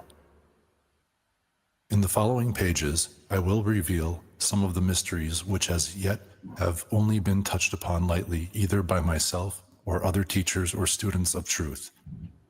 Man's search for understanding of the laws which regulate his life has been unending, yet always just beyond the veil which shields the higher planes from material man's vision, the truth has existed, ready to be assimilated by those who enlarge their vision by turning inward, not outward, in their search. In the silence of material senses lies the key to the unveiling of wisdom. He who talks does not know. He who knows does not talk. The highest knowledge is unutterable, for it exists as an entity in lanes which transcend all material words or symbols. All symbols are but keys to doors leading to truths, and many times the door is not opened because the key seems so great that the things which are beyond it are not visible. If we can understand that all keys, all material symbols are manifestations, are but extensions of a great law and truth, we will begin to develop the vision which will enable us to penetrate beyond the veil. All things, in all universes, move according to law, and the law which regulates the movement of the planets is no more immutable than the law which regulates the material expressions of man. One of the greatest of all cosmic laws is that which is responsible for the formation of man as a material being. The great aim of the mystery schools of all ages has been to reveal the workings of the law which connect man, the material, and man, the spiritual. The connecting link between the material man and spiritual man is the intellectual man, for the mind partakes of both the material and immaterial qualities. The aspirant for higher knowledge must develop the intellectual side of his nature, and so strengthen his will that is able to concentrate all powers of his being on and in the plane he desires. The great search for light, life, and love only begins on the material plane. Carried to its ultimate, its final goal is complete oneness with the universal consciousness. The foundation in the material is the first step. Then comes the higher goal of spiritual attainment. In the following pages, I will give an interpretation of the Emerald Tablets and their secret, hidden and esoteric meanings. Concealed in the words of Thoth are many meanings that do not appear on the surface. Light of knowledge brought to bear upon the tablets will open many new fields for thought. Read and be wise, but only if the light of your own consciousness awakens the deep-seated understanding, which is an inherent quality of the soul. In the threefold light, Doriel. Preface to the Emerald Tablets of Thoth, the Atlantean. The history of the tablets translated in the following pages is strange and beyond the belief of modern scientists. Their antiquity is stupendous, dating back some 36,000 years BC. The writer is Thoth, an Atlantean priest-king, who founded a colony in ancient Egypt after the sinking of the mother country. Okay, so we're looking at, for those of you, Chandra, welcome. Let me put myself up in full screen again. Chandra, welcome. You're never late. Welcome, welcome. So you're looking at already the knowledge of at least 36,000 years ago. Okay, so at least 36,000 years ago, this is the modern knowledge. Well, we talked about this before when I was talking about how far back it goes and where the Emerald Tablets came from. So we're thinking, even when this was written, we're thinking that 36,000 years ago, according to the Egyptians and the Greeks. Okay, so from Hermes. So this is a great, for those of you who are tuned in now, you get to see the beginning of the Emerald Tablets and it's not, I'm going to have to go back and put it in the description that we finished the Corpus Hermeticum and went into the Emerald Tablets. Hermes, the reason that we have the Emerald Tablets, because we found them at the foot of the statue, underneath the feet of the statue of Hermes, was the Emerald Tablets. Okay. That's where they were first brought to light. So when you look up the Emerald Tablets and you see them in their emerald form, someone buried those at the foot of the Hermes statue. No one knows how they got there, but they got there. Okay, so the Egyptians, the Greeks, the Romans, the Asians of old, thousands of years ago, 10, 12, 14,000 years ago, going back that far, claim that the Emerald Tablets were at least 36,000 years old. And you see Doriel talking about that in his introduction to the Emerald Tablets. And then we're going to get into the Emerald Tablets. So let me go back over here and let's continue here with this. Okay. He was the builder of the Great Pyramid of Giza, erroneously attributed to Cheops. See The Great Pyramid by Doriel. In it, he incorporated his knowledge of the ancient wisdom and also securely secreted records and instruments of ancient Atlantis. For some 16,000 years, he ruled the ancient race of Egypt from approximately 50,000 BC to 36,000 BC. At that time, the ancient barbarous race among which he and his followers had settled. Okay, so we're looking literally here 50,000 years ago BC. Okay, so BC is before Christ. So that is before the year 0. We're 2,000 years, 2025, 2,025 years past 0. So at 50,000 years BC, that would be 52,025 years ago. Okay, minimum 52. And some people say that it might have gone back to pre that. Okay, some people say Atlantis just sank, a couple thousand years ago. Okay, so here we're looking at 52,000 years ago to 36, or which would be 38,000 years ago. Okay, so it's a possibility that the Emerald Tablets, that are the information that you're going to be gaining from the Emerald Tablets, came from a person who wrote it then, at some point between 52,000 years ago and 38,000 years ago. Okay, let's continue here. Had been raised to a high degree of civilization. Thoth was an immortal, that is, he had conquered death, passing only when he willed, and even then not through death. His vast wisdom made him ruler over the various Atlantean colonies, including the ones in South and Central America. When the time came for him to leave Egypt, he erected the Great Pyramid over the entrance to the great halls of Amenti, placed in it his records, and appointed guards for his secrets among the highest of his people.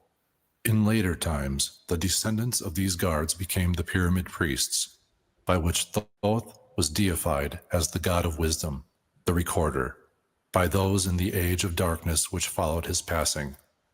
In legend, the halls of Amenti became the underworld, the halls of the gods, where the soul passed after death for judgment. During later ages, the ego of Thoth passed into the bodies of men in the manner described in the tablets. As such, he incarnated 3 times, in his last being known as Hermes, the thrice-born. In this incarnation, he left the writings known to modern occultists as the Emerald Tablets, a later and far lesser exposition of the ancient mysteries. The tablets translated in this work are 10, which were left in the Great Pyramid in the custody of the pyramid priests. The 10 are divided into 13 parts for the sake of convenience. The last 2 are so great and far-reaching in their import that at present it is forbidden. Yes, Chandra asked the question. She says, curious because I can't remember from my Bible school. Do you think that's earlier than the Bible? Yes.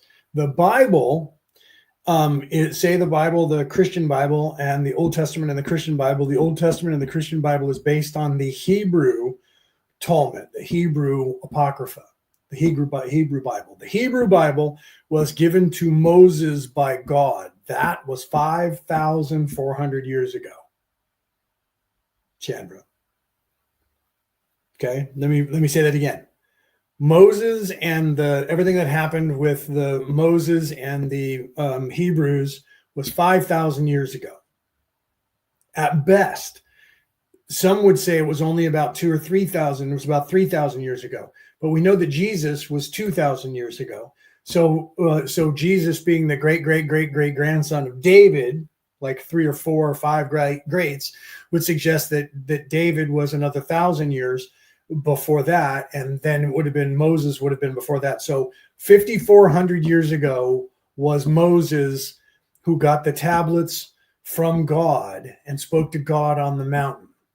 Okay, so at the most 7,000 years ago, this is like 7,000 years. No, this book was written 36,000 years ago. We found them from the feet of Hermes. Hermes was an Arcadian, which means it was at least 7,000 years ago when we found the tablets. Okay, or when the tablets were buried. We found the tablets in the modern era in the 1940s or so. But they're dated back to at least Hermes, which is why I just did Hermes Trismegistus, the Hermes, the Corpus Hermeticum, which is at least 3,000 years old. Okay, and when they trace back, say the tablet from, let me put myself back up in full screen here real quick, and then we'll get back to this. If you look at, when people look at, say, the Mesopotamian scroll, right, the Enuma Elish, that one goes back to about 10,000 years ago, they claim. Okay. And that they said, or it goes back for a few thousand years, but they say, the scholars from the Mesopotamians say that it goes back another 11,000 years to the Arcadians, Greeks. That would have been in the time of Hermes. And those Greeks then say that those tablets came out of Egypt. Okay. And that when you go to the Egyptians, they say the tablets are older than that. And that starts dating back to pre-dynastic, not post-dynastic Egypt. So pre-dynastic Egypt goes back at the time of Atlantis, 36,000 years ago to 128,000 years ago. So the emerald tablets, when they were found, were believed that Hermes either left them there on purpose or someone buried them after they made a statue to him. Whether Hermes wrote them and channeled them, or if Hermes had them that he got physically and had from someone who handed them down to him, is not known. But the information is information that is from Thoth. That person, when they ask all the scholars from around the world, when did this person supposedly live? 36,000 years ago. So the information that we're about to address is quite possibly 36 to 38,000 years old minimum, and quite possibly as old as 86,000 years old. Okay. So that is insane when you think about that. Now, it's not the oldest people on the earth that we know of, because we now know that there are societies that we're digging into now, literally trying to find out about, that ended 77,000 years ago, and we have no idea how long they lived. So we know that there are societies on this earth that their entire culture ended in a cataclysm 77,000 years ago. We also know that Atlantis is in that time period of that place and survived and went in a flood. Was it the flood that happened 12,000 years ago? Or was it the flood that happened quite possibly 40,000 years ago, before the cataclysm of the 77,000 years ago? So we're expanding our knowledge in anthropology around the world now, and we're finding that there was another culture, an entire societal structure that was here. And we don't know where Atlantis fits into that, but we know that it seems like Atlantis was alive then.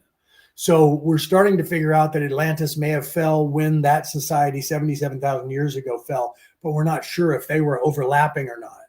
It seems that when Atlantis actually fell, that societal structure that was the people survived that, and then continued and started the building blocks of what we are today. Okay, so this knowledge may have been passed down to Hermes at the time from actual people that survived that cataclysm that destroyed this planet 77,000 years ago? We're not exactly sure. So that was a great question. But to answer your question back on point, this information is more than probably 12,000 years older. Okay. But we don't know if it was written on those tablets 5,000 years ago, 2,000 years ago. But the information that is on these tablets is accredited to somebody who hasn't existed on this planet for 36,000 years. Okay. So let's continue. That's crazy, right? Yeah. Let's continue. To release them to the world at large. However, in those contained herein are secrets which will prove of inestimable value to the serious student. They should be read, not once, but 100 times, for only thus can the true meaning be revealed. A casual reading will give glimpses of beauty, but more intensive study will open avenues of wisdom to the seeker. But now a word as to how these mighty secrets came to be revealed to modern man after being hidden so long. Some 1300 years BC, Egypt, the ancient Chem, was in turmoil, and many delegations of priests were sent to other parts of the world. Among these were some of the pyramid priests, who carried with them the emerald tablets as a talisman by which they could exercise authority over the less advanced priestcraft of races descended from other Atlantean colonies. Okay, so this information that we know, here's the history of it. It was at least 1,300 years ago that we have proof that these tablets existed. Okay, so 1,300 years ago minimum, they know that these tablets existed and that they were told to be far, far older. Okay, so that's why the history is important right here. Let's continue with this. Okay, 1,300 years ago, we know these tablets actually did exist from physical historical records. The tablets were understood from legend to give the bearer authority from Thoth. The particular group of priests bearing the tablets emigrated to South America, where they found a flourishing race, the Mayas, who remembered much of the ancient wisdom. Among these, the priests settled and remained. In the 10th century, the Mayas had thoroughly settled the Yucatan, and the tablets were placed beneath the altar of one of the great temples of the sun god. After the conquest of the Mayas by the Spaniards, the cities were abandoned and the treasures of the temples forgotten. It should be understood that the Great Pyramid of Egypt has been and still is a temple of initiation into the mysteries. Jesus, Solomon, Apollonius, and others were initiated there. The writer, who has a connection with the Great White Lodge, which also works through the pyramid priesthood, was instructed to recover and return to the Great Pyramid the ancient tablets. This, after adventures which need not be detailed here, was accomplished. Before returning them, he was given permission to translate and retain a copy of the wisdom engraved on the tablets. This was done in 1925, and only now has permission been given for part to be published. It is expected that many will scoff, yet the true student will read between the lines and gain wisdom. If the light is in you, the light which is engraved in these tablets will respond. Now, a word as to the material aspect of the tablets. They consist of 12 tablets of emerald green, formed from a substance created through alchemical transmutation. They are imperishable, resistant to all elements and substances. In effect, the atomic and cellular structure is fixed, no change ever taking place. In this respect, they violate the material law of ionization. Upon them are engraved characters in the ancient Atlantean language, characters which respond to attuned thought waves, releasing their associated mental vibration in the mind of the reader. The tablets are fastened together with hoops of golden-colored alloy suspended from a rod of the same material. So much for the material appearance. The wisdom contained therein is the foundation of the ancient mysteries, and for the one who reads them with open eyes and mind, his wisdom shall be increased 100-fold. Read, believe or not, but read, and the vibration found therein will awaken a response in your soul. In cosmic harmony, Doriel, supreme voice of the Brotherhood. Okay, so there you see a history of the Emerald Tablets. So in 1925, the Emerald Tablets were starting to be studied and brought out to the world. It has taken a very long time for us, 100 years, 1925 to 2025, for us to be able to really start ringing out these tablets to the world and get people to understand what's going on. Okay, so this is another reason why I wanted to make sure to bring this. You will see as we go, I will be breaking down this information, and you're going to see this incredible knowledge that if people claim, let's say that people are claiming that all this was just created by these guys in 1925. Okay, if they just invented the entire Emerald Tablets, those people were brilliant and understood what was going on in the universe. And I'm going to show you that. Okay, so as we break this down, as we go through here, I'm going to be doing what I'm always doing, exactly what Doriel was doing with the book. Doriel doesn't do that from here on. The video is giving that information from Doriel, and it is based on that. However, the information that we're going to be hearing are going to be from the tablets without any pauses where Doriel is speaking. I'm going to be doing that, pausing and speaking. That's the way the video was created. So I'm not cutting out anything from the video at all. This video was created by the people. You can see the name on the in the description of the people who created it and the person who did the voiceover. They created the video from that knowledge, but there is no breaking down of assessment. It is just the Emerald Tablets, and I will be going through that and giving you guys the interpretation of that. But Doriel, if Doriel does, we will make sure. I don't think there's anything in there because I've listened to it before, and I don't believe that there is any interpretation in there. However, this information that Doriel gave is information that needed to be played, so I didn't skip it. Right on here. So let me go ahead and wait, I'm not even at full screen over there anymore. Let me go back in full screen and we will actually start the Emerald Tablets. Let me go back over here and make sure that we're there, and let's go. Emerald Tablet 1, The History of Thoth the Atlantean. I, Thoth the Atlantean, master of mysteries, keeper of records, mighty king, magician, living from generation to generation, being about to pass into the halls of Amenti, set down for the guidance of those that are to come after, these records of the mighty wisdom of great Atlantis.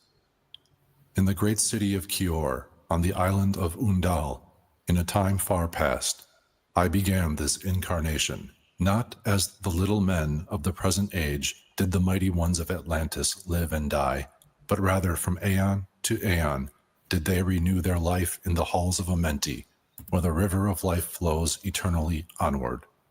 100 times 10, I have descended the dark way that led into the light, and as many times have I ascended from the darkness into the light, my strength and power renewed. Now for a time I descend, and the men of Chem shall know me no more. But in a time yet unborn I will rise again, mighty and potent, requiring an account. The men of Chem. Chem is Egypt, guys, just so you know. Whenever you hear Thoth saying, like you said there, the men of Chem, Khem, that is an ancient reference to Egypt and the people that lived there. I don't know if it was the pre-dynastic or post-dynastic, but the pharaohs of Egypt and the people of Egypt in that time period, in the dynastic or pre-dynastic time period. Counting of those left behind me. Then beware, O men of Chem, if ye have falsely betrayed my teaching, for I shall cast ye down from your high estate into the darkness of the caves from whence ye came. However, that's the interpretation that people talk about now. However, I believe, and most of us in the scholars believe, that the Chem was the description of the human condition in third dimension. Because of, when you see what was said here, send you back, if you don't follow my wisdom, then we'll send you back to the caves that you originated in. So you see, I believe, and most scholars believe, that it's not just Egypt, that it means all of the people of the earth at the time that it is written. So it's not just meaning the primitives that were here, that were not Thoth and the Atlanteans, because you have to remember that Thoth is a god, not just a king or a ruler from Atlantis. Okay, so Thoth is coming to you with the knowledge of, I am of the creation from a higher plane as a god, not the creator, not the god of all gods. And if you know anything about Thoth and that religion or that spiritual way, then you already know that. But if you don't, I felt that I needed to give you guys that information here. Okay, so let's continue here. Betray not my secrets to the men of the north, or the men of the south, lest my curse fall upon ye. Remember and heed my words, for surely will I return again and require of thee that which ye guard. I, even from beyond time and from beyond death, will I return, rewarding or punishing as ye have requited your trust. Great were my people in the ancient days, great beyond the conception of the little people now around me. Knowing the wisdom of old, seeking far within the heart of infinity knowledge that belonged to earth's youth. Wise were we with the wisdom of the children of light who dwelt among us. Strong were we with the power drawn from the eternal fire. And of all these, greatest among the children of men was my father, Thoth, keeper of the great temple, link between the children of light who dwelt within the temple and the races of men who inhabited the 10 islands. Mouthpiece, after the 3, of the dweller of Unal, speaking to the kings with the voice that must be obeyed. Grew I there from a child into manhood, being taught by my father the elder mysteries, until in time there grew within the fire of wisdom, until it burst into a consuming flame. Naught desired I but the attainment of wisdom, until on a great day the command came from the dweller of the temple that I be brought before him. Few there were among the children of men who had looked upon that mighty face and lived. For not as the sons of men are the children of light, when they are not incarnate in a physical body. Chosen was I from the sons of men, taught by the dweller so that his purposes might be fulfilled, purposes yet unborn in the womb of time. Long ages I dwelt in the temple, learning ever and yet ever more wisdom, until I, too, approached the light emitted from the great fire. Taught me he, the path to Amenti, the underworld where the great king sits upon his throne of might. Deep I bowed in homage before the lords of life and the lords of death, receiving as my gift the key of life. Free was I of the halls of Amenti, bound not by death to the circle of life. Far to the stars I journeyed until space and time became as naught. Then, having drunk deep of the cup of wisdom, I looked into the hearts of men, and there found I greater mysteries and was glad. For only in the search for truth could my soul be stilled, and the flame within be quenched. Down through the ages I lived, seeing those around me taste the cup of death and return again in the light of life. Gradually, from the kingdoms of Atlantis, passed waves of consciousness that had been one with me, only to be replaced by spawn of a lower star. In obedience to the law, the word of the master grew into flower. Downward into darkness turned the thoughts of the Atlanteans, until at last in his wrath arose from his Aguanti, the dweller. This word has no English equivalent. It means a state of detachment. Speaking the word, calling the power, deep in the earth's heart, the sons of Amenti heard. and hearing, directed the changing of the flower of fire that burns eternally, changing and shifting, using the logos, until that great fire changed its direction. See, so we're looking at the flower of life now, right? So now we're talking about the flower of life. People all over the world knew about the flower of life. We still do. We know this in physics. We know about the flower of life, right?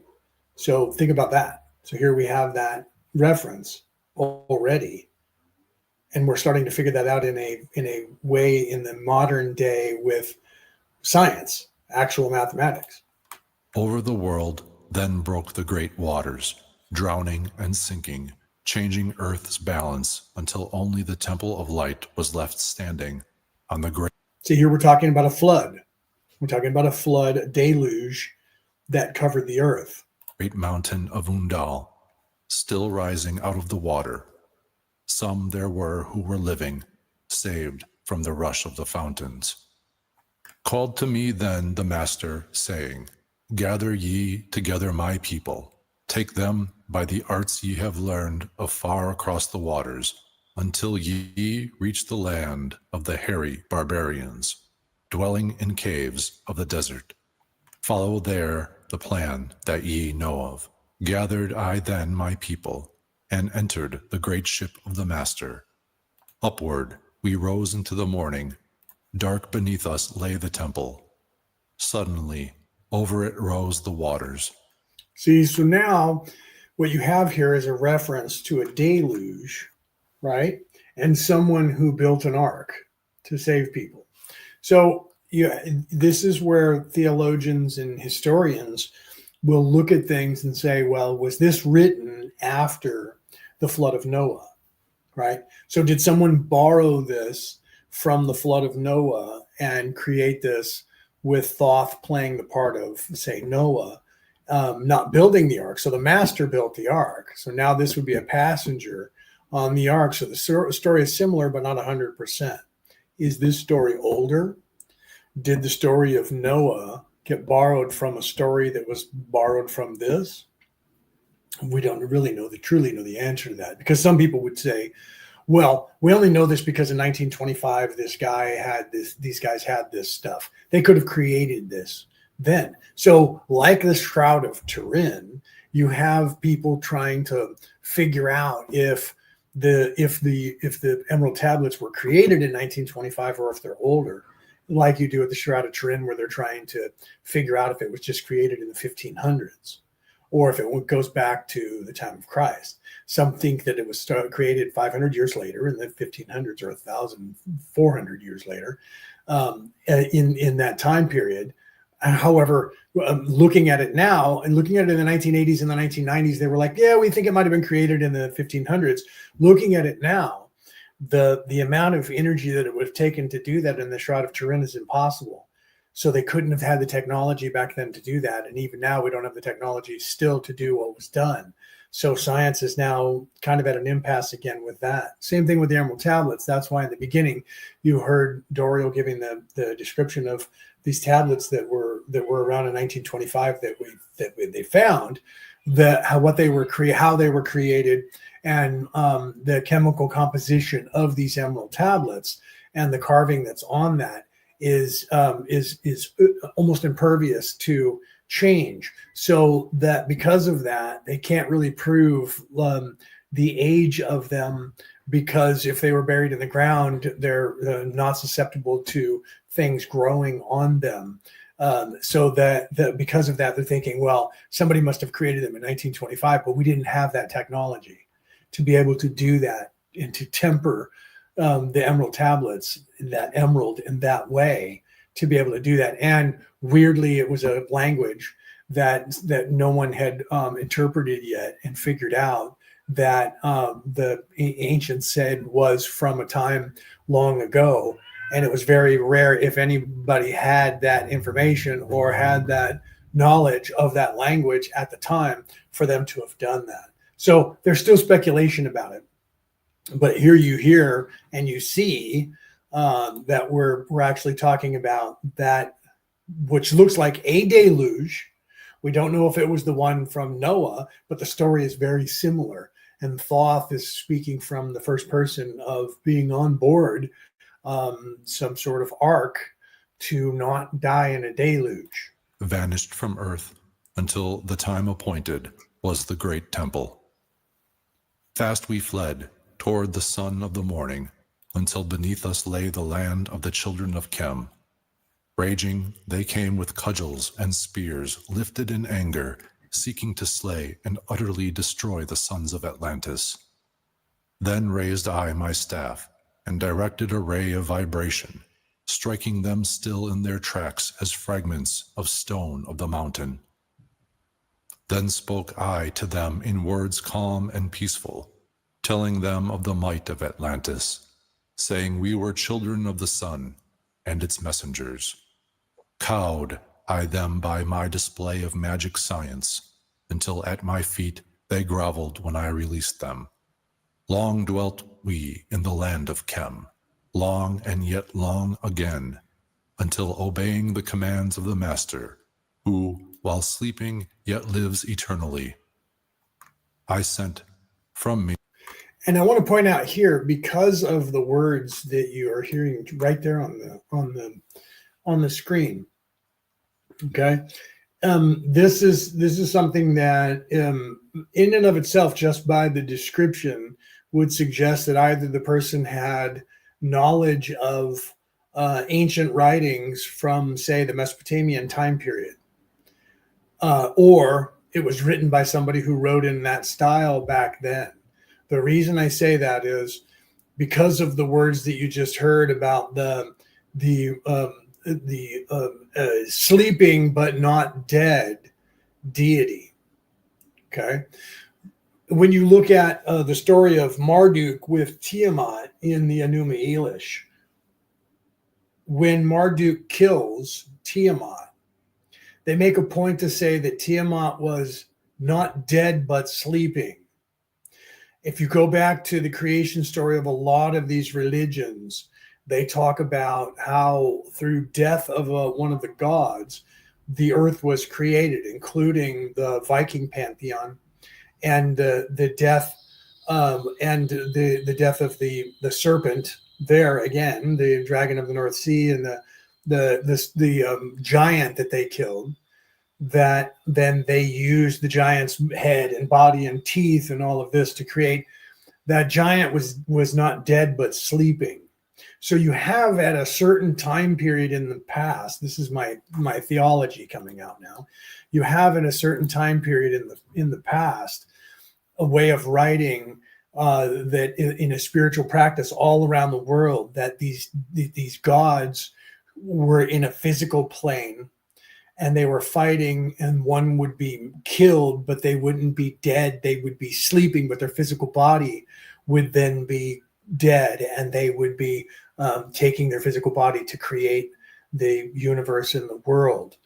In many ways, the Japanese also have a story that's similar to that on how God created the earth and how God created the islands of Japan, and then moving out from that, again, by killing a giant, but the giant was sleeping and not dead, yet the physical body, they were removed from the physical body. So in doing so, they're interjecting and introducing the non-physical, non-corporeal beingness of the creators and sub-creators of the earth to introduce you, me, us, the readers, to this possibility without your knowledge at that point, but eventually then interjecting that you are also more than the physical body. Most of that had to have been eradicated. All of that had to have been eradicated from history by these people who want to control you and get you believing that this is all that there is and that they're in charge. They can't have you being introduced to non-corporeal, non-physical ideals and aspects of yourself or anything else for that matter, because who would you then listen to if you had this idea that there was a creator and that creator was non-corporeal, non-physical, and was someplace else? They would rather have you believe, well, there is a God, somewhere that's non-physical, that you can't see, you can't touch, you can't taste, you can't smell, you can't feel, you can't hear, you can't contact. But it could be aliens, physical. So they'll tell you there are no such thing as aliens because they don't want anybody to be in charge that's bigger than them from another place. There is no God because they don't want anybody to be in charge from them that is in a bigger place. Yet if you have to believe in that God, it was actually an alien. So they get this weird roundabout way of saying God didn't exist because God's an alien, but aliens don't exist because we're in charge, but we're gods. And that we're in charge. There is no God, but we're gods. There are no aliens, but we're aliens. That's the message that they give you. If you look at the world, not conspiracy theorists, but the message they allow conspiracy theorists to say. Because you have to realize if they're in control of the narrative and they're in control of all of the media, why is it that they allow the people to say aliens existed and came down here? If they're trying to tell you there are no aliens, they would shut that up. They're allowing that to be there. Why? Either they can't stop it because there are laws in the universe and people do have free will, or they want you to believe that narrative. So you can get real scary with yourself with that if you want to. Same thing with a God. Why would they, if they don't want you to believe that, when some get really paranoid and say, well, they're giving you those things so that you'll have something to focus on so you won't know what's really going on.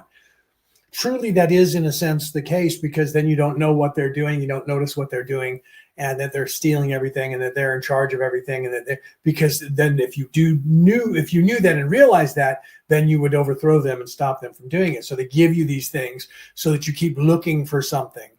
They keep distracting you and getting you to look for something is what they do. The greatest trick the devil ever pulled was not to get you to believe the devil didn't exist, because the fact that we have that saying and we talk about the devil tells us that that was a big fail because we know about it. That wasn't the greatest trick the devil ever pulled. The greatest trick the devil ever pulled was to get you to think that this place is all that there is, and that what the knowledge is that you need to find is a scroll, the oldest scroll, so that you'll keep chasing your tail. Instead of learning what all these religions are telling you, what all these spiritual practices are telling you, what the message is, you're looking for a different messenger.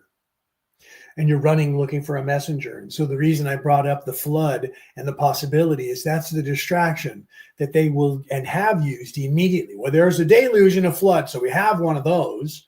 So let's go and find out. Is this older than those books? Then maybe that books were copied from this book. Now they have you focusing on the book. Do you see? Not the message. They have you focusing on the scrolls and the books and looking for the oldest one. And then they go, well, let's go look. Let's go find one. We have to find the oldest one now. And so then run around. Forget about what they're telling you. Forget about what they're all teaching you. That is the same. Look for the oldest scroll. They must be copied from that one. And that one must be copied from that one. And that one's copied from an older one. And that means there's an older one. We got to find it. So when you find it, what happens? Then they go, well, then this one was probably copied from an older one. We got to keep looking. Instead of reading what all of these have in common. Who cares if they're all, copied from one? Okay.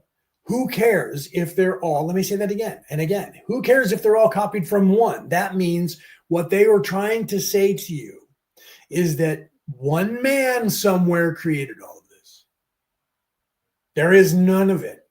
And that there's one man, we just know there is. And if we can convince you to stop looking, you found the oldest one. And then people go, no, maybe there's an older one. And they go, damn it. Yeah, you're right, though. Maybe there's an older one. Keep looking.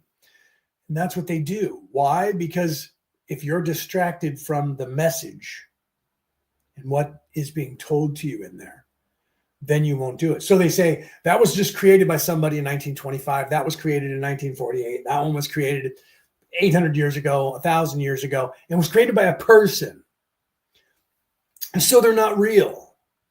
Well, which ones are real? Well, we claim that Moses was given this by a god, and then you have the same people in the background saying, but that may have been an alien.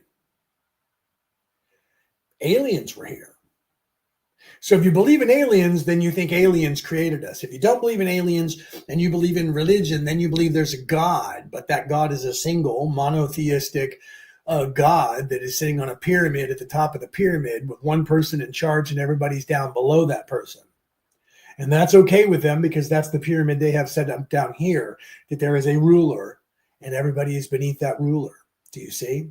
They can't have the Trinity being a mother, father, androgynous figure that's male and female, neither male nor female, because they ascended into non-split. Well, we can't have that. That all has to be taken out. But they'll let you believe in a monotheistic triad of Father, Son, Holy Spirit, man, no female. Push the movement out, push the feminine out. Masculine, warlike energy only here. And those are the religions that they allow to stay in charge in the world. Okay, so you need to look at all these aspects of what's going on. What is the common denominator? Man being in control, and woman, feminine energy being taken out of the equation. Why? Why is it that it's so important for these people to remove women? Well, because they're just arrogant men. That's part of it. But they're self-serving arrogant men. Therefore, they know something that you do not know, okay? They know something you do not know. And I covered that in my book, which you see on my shirt right here, The Reality About Reality, Returning to the Old Ways. And I'm going to do a commercial for that, and then we're going to come back and we're going to continue here. But first, let me do a commercial because you got to pay the bills. What is the reality about reality? Returning to the Old Ways. It is a comprehensive book about what is really going on here on this planet. It talks about the true spirituality that the controllers who think they own this planet have been keeping from you for thousands of years. It explains to you the knowledge that you gain from the universe itself when you live the way the prophets of the world throughout time told us how to live. Eat right, meditate, take care of yourself, treat others right. All the things they originally told us to do, but the controllers have removed from right in front of our eyes. The way to ascend to heaven. The reality about reality. Returning to the Old Ways. On sale worldwide, online now. When I talk about that, and when I write about that in my book, I'm not writing about that because it's my opinion. You can say that and everybody can say that. Well, that's just your opinion. My opinion is the way I describe it to you, like I'm doing now. That's my opinion. It's my opinion of the knowledge that I have gained. The knowledge, here again, the opinion is the scroll that they're trying to get you to focus on. Okay, the opinion is the scroll. So if you have a scroll and it tells of a deluge, like we're doing right here with the Emerald Tablets, is that the original deluge, or is it the one that the Hebrews talked about? Now they're focusing you on the scroll. Find the scroll. Look at the Hebrew scroll to see when that was written. Is that older, or is Thoth older? And what do we see where the Hebrew religion, where did they base their knowledge for, and where does that trace back to? And if it traces back to the Emerald Tablets, okay, now we're at the Emerald Tablets. Where did they come from? Again, the opinion, the scroll is what they have you. Like I write the book. So you read the book and you can say, well, this is his opinion. No, it's my interpretation of a knowledge. What's important here? The important is the knowledge, not who's telling you the story. Is the story similar? The one thing that I expressed to you in that book and that I expressed to you now and that everyone in history was trying to express to you is this information.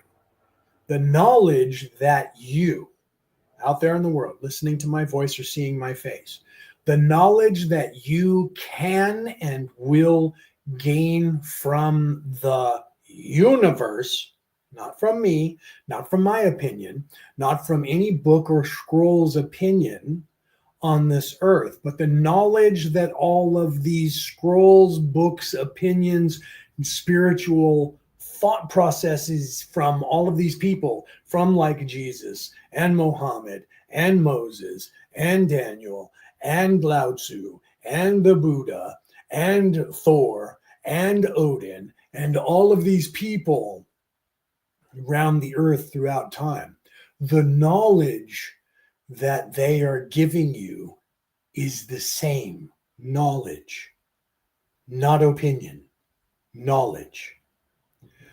Where did they get that knowledge? Did they read it from each other? When persons have a knowledge that they read from someone and then tell someone else, the persons give their opinion.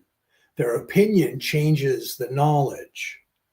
However, weirdly, throughout all of history, even though people are giving you their opinion, their description of a certain knowledge, those people who are not trying to tell you, I am the end all, the be all that knows everything, are telling you exactly what I'm telling you. I have access to a knowledge that you also can have access to. You also have access to. This knowledge is attainable by you and everyone on this earth because it was given to you by the Creator who created this scenario for you. All you have to do is look for it.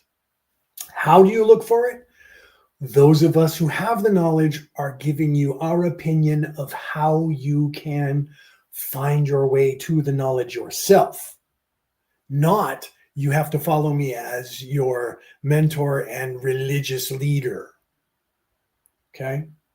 Following us in our path and our way will help you to find this knowledge. Jesus said, the way to heaven is through me. He wasn't saying, you have to become me. You have to follow the path that I have been on, and I will show you how to find that path. And then you walk your path to find the knowledge that I have found because the Creator has given it to you and to me, to all of us. But you have to look for it. It's not going to come find you. Religion recruits you. Spirituality waits for you to find it. The knowledge is here for you to find. The knowledge is in you. Okay? It is already in you. It is already there. You just have to remember it and discover it. Okay? So let us continue. You see here this deluge. Let me put it back up in full screen. You see here a deluge. So if you want to ponder that and chase the flood throughout history, you're going to find that there are many, many religions out there that talk about a flood, and there was more than one flood. So you're going to find that there are multiple timelines, at least two, that we're aware of, where there were big deluges that ended or almost nearly ended societal structures around the earth, and that it set back the people of the earth into almost the Stone Age each time. There's nothing wrong with that. That did happen. It seems that it had happened more than once. But if you get distracted by that and assume that all of this information came out of that and that, well, let's see who was the oldest one, and now you're looking away from the actual messages of all of these books, and you're looking for the book again. If you find yourself stuck looking for the book itself, and you don't look at the messages, it's okay to look at the messages. Let me put myself back up in full screen again really quickly. It's okay to do what all of us did, and we encourage you to do that. Read all the books, but pay attention to the message, not just who the oldest person wrote it is. Find them all, chase that backwards. But as you do that and you're reading these things and saying, hey, this is similar to this other one, and similar to this other one, and similar to this other one, remember what those similarities are. What is similar to all the other stories from time? What is similar? You're going to find that that similarity is so similar that it's in fact changes by date, place, and name only, but the events and the knowledge is the same. Pay attention to that. That knowledge is what somebody is trying to tell you over and over and over and over again on the earth. That's more important than who wrote it, when it was written. But pay attention to who wrote it and when it was written if you need to. If you're linear, do that. But do not forget to pay attention to the message itself. And that's primarily what happens on this earth. Theologians don't even focus on the message. They do a comparative religion, and they go, well, this one was written at this time, and it's very possible that they borrowed it from these people. So let's pull those people into perspective and take a look at those people. Did those people borrow it from someone else? It appears they borrowed it from these people. Let's move this down now and focus on those people. And those people were doing historical stuff on this other group of people. So let's pull this other group of people into. Meanwhile, they're distracting you, and they're themselves not paying attention to what is it that is sending you to these people. There's a message. There's a knowledge that all of them seem to have had. Well, it's all from one thing, and we're going to find which one thing. If we keep pulling things into focus, we're going to find who wrote it the first time. What did they write? What did they all know? Why are we not looking at what they all knew? What are they all trying to tell us? They're all seemingly trying to tell us the same thing. And it seemingly keeps coming from the same source. And everyone stops looking up for the knowledge of where that source came from, even though all of those people told you it came from somewhere non-physical plane information. And we keep looking for it in a physical. There's got to be somebody here who started the whole thing. Let's find them all, find them all, find them all, find them all, find them all, find them all, find them all. Spend your entire lifetimes, thousands of years, looking for the one guy who invented the whole thing. And everyone in between in all of those things say the one guy who created this is not on this fucking earth. And he's not an alien. He's in a different place. They are in a different place. Never mind that. It had to have been somebody here or an alien that was in the physical plane. We'll find them if we just keep looking. Never mind that. Never mind that. Don't look for somebody who is not in this place, because we're in this place and that's all that there is. So all of that's just fake and made up. That's what they're doing to you. So here you have a delusion. Some of you are going to get caught on it and you're going to go, well, it was obviously borrowed from those guys who borrowed it from those guys who bought, and then you're going to start pulling into perspective again and stop getting caught, is my point. In that, looking for the scroll and start reading the scrolls themselves. Keep looking for the scrolls and finding them, but read the scrolls. And in your mind go, what about this scroll is similar to the other scrolls? And then you'll start finding there's this very large picture of information, and they keep saying there is a certain knowledge in the universe that is written in everything, that is written by the creator of the universe for you to find. What is that knowledge? I am going to help you find that knowledge. Myself and many other people, millions of us now around the world, are trying to help you find that knowledge. You can do it on your own if you don't think that you need me. Please, by all means, run down the rabbit hole that I have done in my life. But remember to stay focused, not just on the scroll, when and where and who wrote it, but the message that they were telling you about as well. Let's continue. The sons of Atlantis sent them in many directions, that from the womb of time wisdom might rise again in her children. Long time dwelt I in the land of Chem, doing great works by the wisdom within me. Upward grew into the light of knowledge the children of Chem, watered by the rains of my wisdom.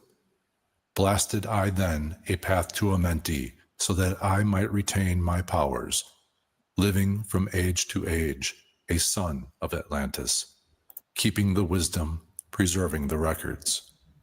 Great grew the sons of Chem, conquering the people around them, growing slowly upwards in soul force. Now for a time I go from among them into the dark halls of Amenti, deep in the halls of the earth, before the lords of the powers, face to face once again with the dweller. Raised I high over the entrance, a doorway, a gateway leading down to Amenti. Few there would be with courage to dare it. Few passed the portal to dark Amenti. Raised over the passage, I, a mighty pyramid, using the power that overcomes earth force, gravity. Deep and yet deeper, placed I a force house or chamber. From it carved I a circular passage reaching almost to the great summit. There in the apex set I the crystal, sending the ray into the time-space, drawing the force from out of the ether, concentrating upon the gateway to Amenti. See the Great Pyramid by Doriel. Other chambers I built and left vacant to all seeming, yet hidden within them are the keys to Amenti. He who in courage would dare the dark realms, let him be purified first by long fasting. Lie in the sarcophagus of stone in my chamber, then to reveal I to him the great mysteries. Soon shall he follow to where I shall meet him, even in the darkness of earth shall I meet him. I, Thoth, Lord of wisdom, meet him and hold him and dwell with him always. Built I the great pyramid, patterned after the pyramid of earth force, burning eternally so that it, too, might retain through the ages. In it, I built my knowledge of magic science, so that it might be here when again I return from Amenti. I, while I sleep in the halls of Amenti, my soul roaming free will incarnate, dwell among men in this form or another. Hermes thrice-born. Emissary on earth am I, of the dweller, fulfilling his commands so man might be lifted. Now return I to the halls of Amenti, leaving behind me some of my wisdom. Preserve ye and keep ye the command of the dweller. Lift ever upwards your eyes to the light. Surely, in time, ye are one with the Master. Surely, by right, ye are one with the Master. Surely, by right, ye are one with the All. Now I depart from ye. Know my commandments, keep them and be them, and I will be with you, helping and guiding you into the light. Now before me opens the portal, go I down into the darkness of night. Emerald Tablet 2, The Halls of Amenti. Deep in the earth's heart lie the halls of Amenti. The halls of Amenti, you may also know them as the Akashic records or the Akashic records or the library. There are many other terms that people have been taught throughout the years to realize that there is a place. This is the place that I was talking about where the knowledge of the universe exists that you can access.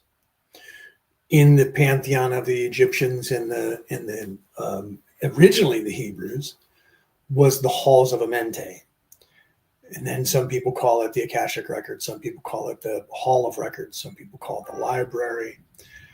This is an information that can be accessed by every single person.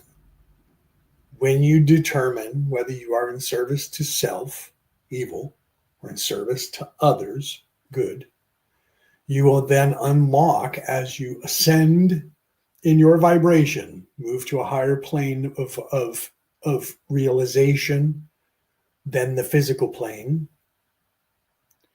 As you move up in that spiritual mind of the realization that I don't have an immortal soul, that I am. There's that I am.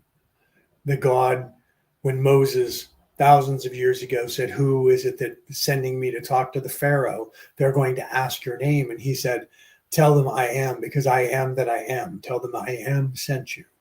When you start to realize I am an immortal soul, not I have a higher self. I am the higher self. I am not the physical body. I am not the thinking mind. I am not this physical plane. I am something other than that is eternal. This body is physical and will die. The essence that I am is not. When you have that realization, your first realization when you are here is, I think, therefore, I am. Then you forget that I am part and you get locked into this matrix, I think. At some point, you're supposed to remember that I am.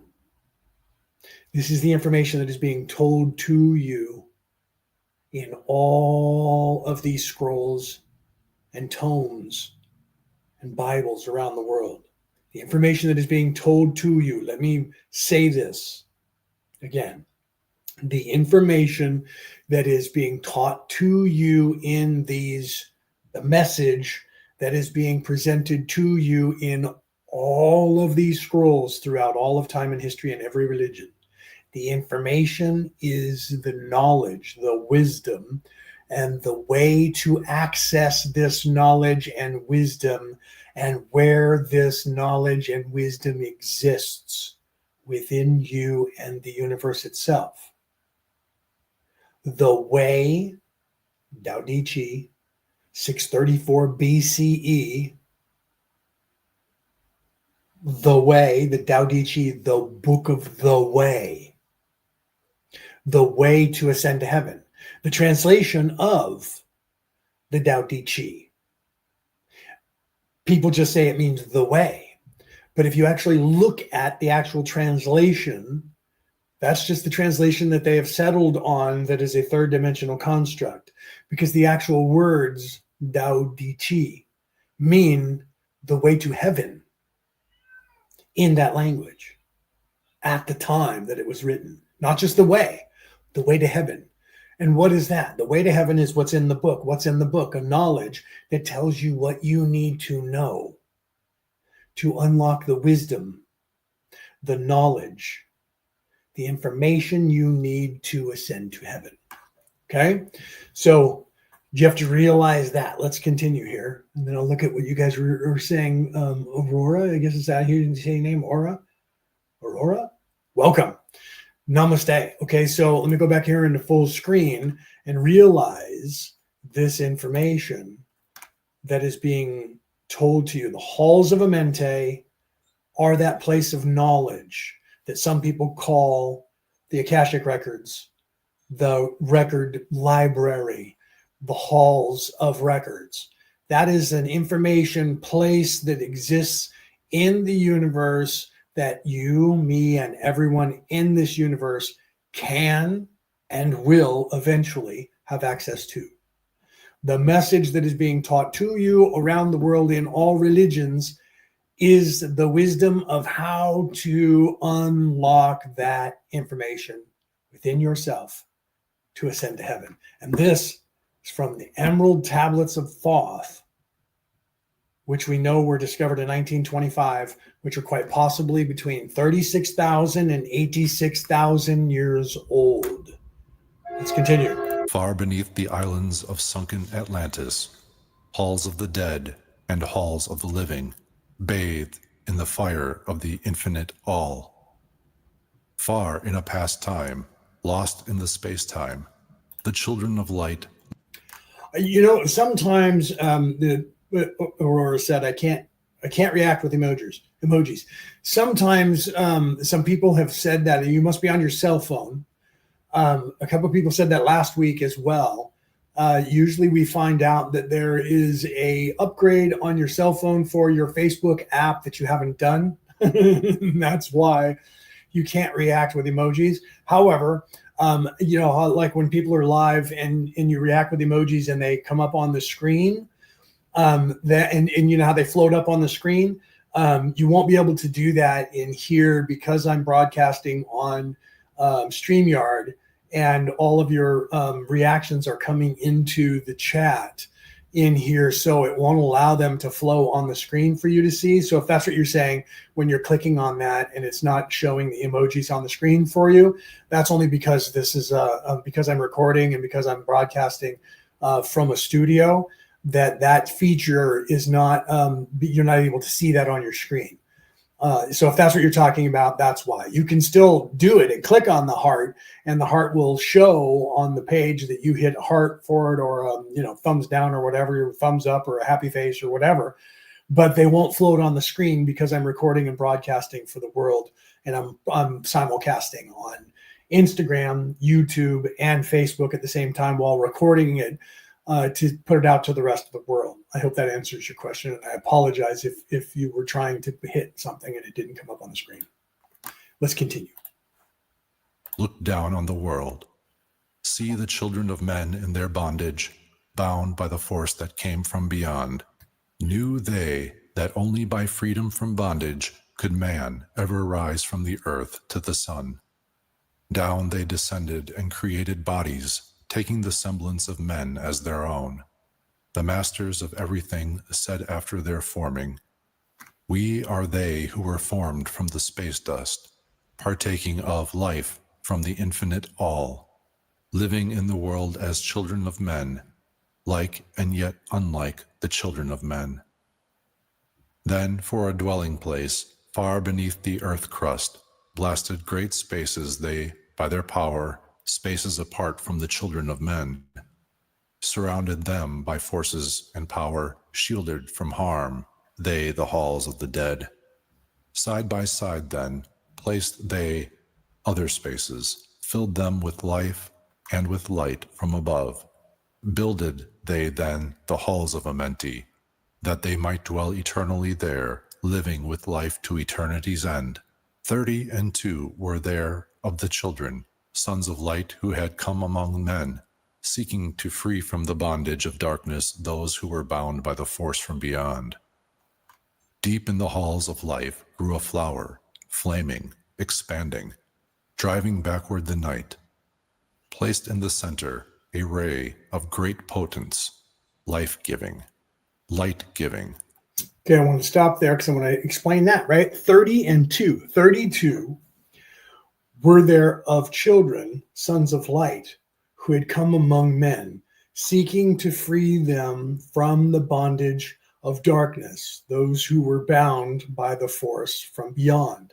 Deep in the halls of life grew a flower, flaming, expanding, driving backward the night. Okay, so 32 plus 1 is 33. 32 plus the flower plus the light is 33. 33 is the number of vertebrae that you have in your spinal column.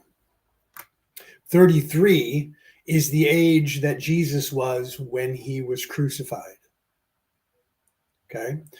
The Christ oil that everyone knew about, even when this was written, would descend from your brain to, on the Ingala and Pingala nerves, a milk-like substance and a honey-like substance, two oils, one being electrical and one being magnetic charged, would descend your spinal column down to the fused vertebrae at the bottom of your spine that some say is the stone that the sword was sticking into, Bethlehem, referred to by the ancient Egyptians as Bethlehem.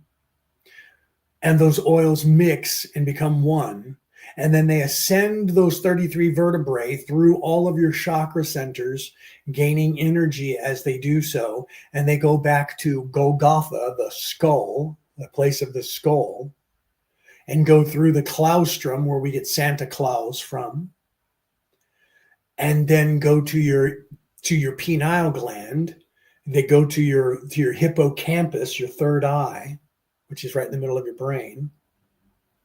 And it sits there dormant for 2.5 days, 3 days, and then it illuminates, and it is born again and becomes the light of your world and illuminates you and lights up all of your molecules and your brain cells and illuminates you. People knew about this knowledge. This is part of the knowledge that they knew about all around the world in all these religions that was taken away. Okay, so here you have a reference in the beginning to 32, okay, 32 beings who are trying to help you to ascend and to illuminate, and one flower flaming and expanding, driving backwards the night. The night is the veil of darkness. The veil of darkness is your forgetting, your knowledge being eradicated and erased from you here in this matrix. And you have these entities, these energies that are trying to help illuminate and drive back that darkness to wake you up. So here you see this in an ancient text explained in a slightly different way. Let's continue here because we're running short on time. We're getting close to where I should probably end it for the day and move on till next week. But let's see. I'm going to see how far we can get here.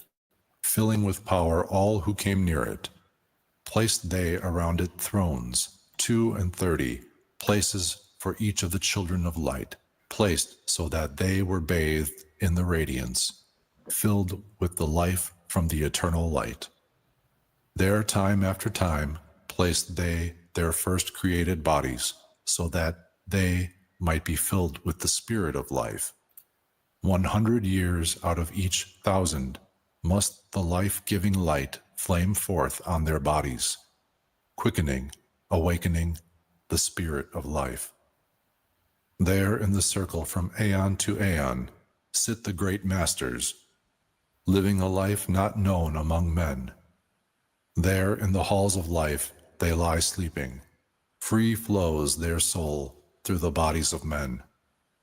Time after time, while their bodies lie sleeping, incarnate they in the bodies of men, teaching and guiding onward and upward, out of the darkness into the light.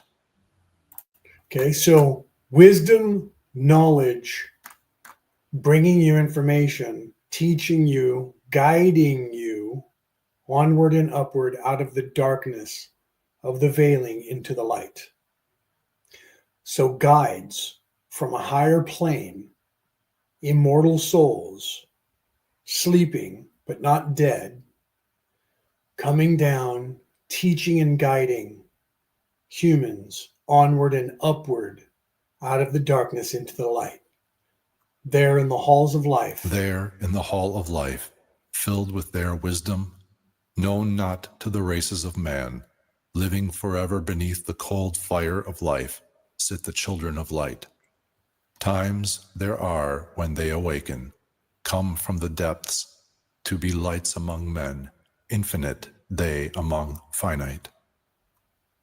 He who, by progress, has grown from the darkness, lifted himself from the night into light.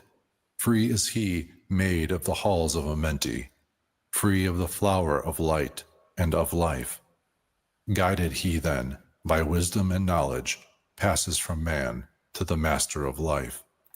Okay, so this is the reference here of those who follow this information. The way to heaven is through me, one of them said in history. Through the knowledge, through the teachings, and through the mastery of the message that we're bringing you throughout the entire world. Throughout every religion, throughout every way, the same message is there. Seek the knowledge of the light. Learn the knowledge. Here you see an even older scroll. Supposedly, people can say, oh no, this was just based on the Egyptian scrolls or the Mesopotamian scroll, or again, you can get caught up in the scroll, and keep looking for the older one and ignore the message that's in there, in all of them. It's the same message, and here it is again. Okay, let's go over here and I'll read it to you and then we'll move on. Okay, so here's the message again. And it's literally the person who learns this knowledge lifted himself from the night into light. Free is he, made of the halls of Amenti, from the knowledge of the halls of Amenti, free from the power of the flower of light, free of the flower of light and of life. Guided he then by wisdom and knowledge. There he may dwell as one with the masters, free from the bonds of the darkness of night. Seated within the flower of radiance sit 7 lords from the space-time above us. Okay, now this is important. Okay, and I'm gonna get through this today. I have to.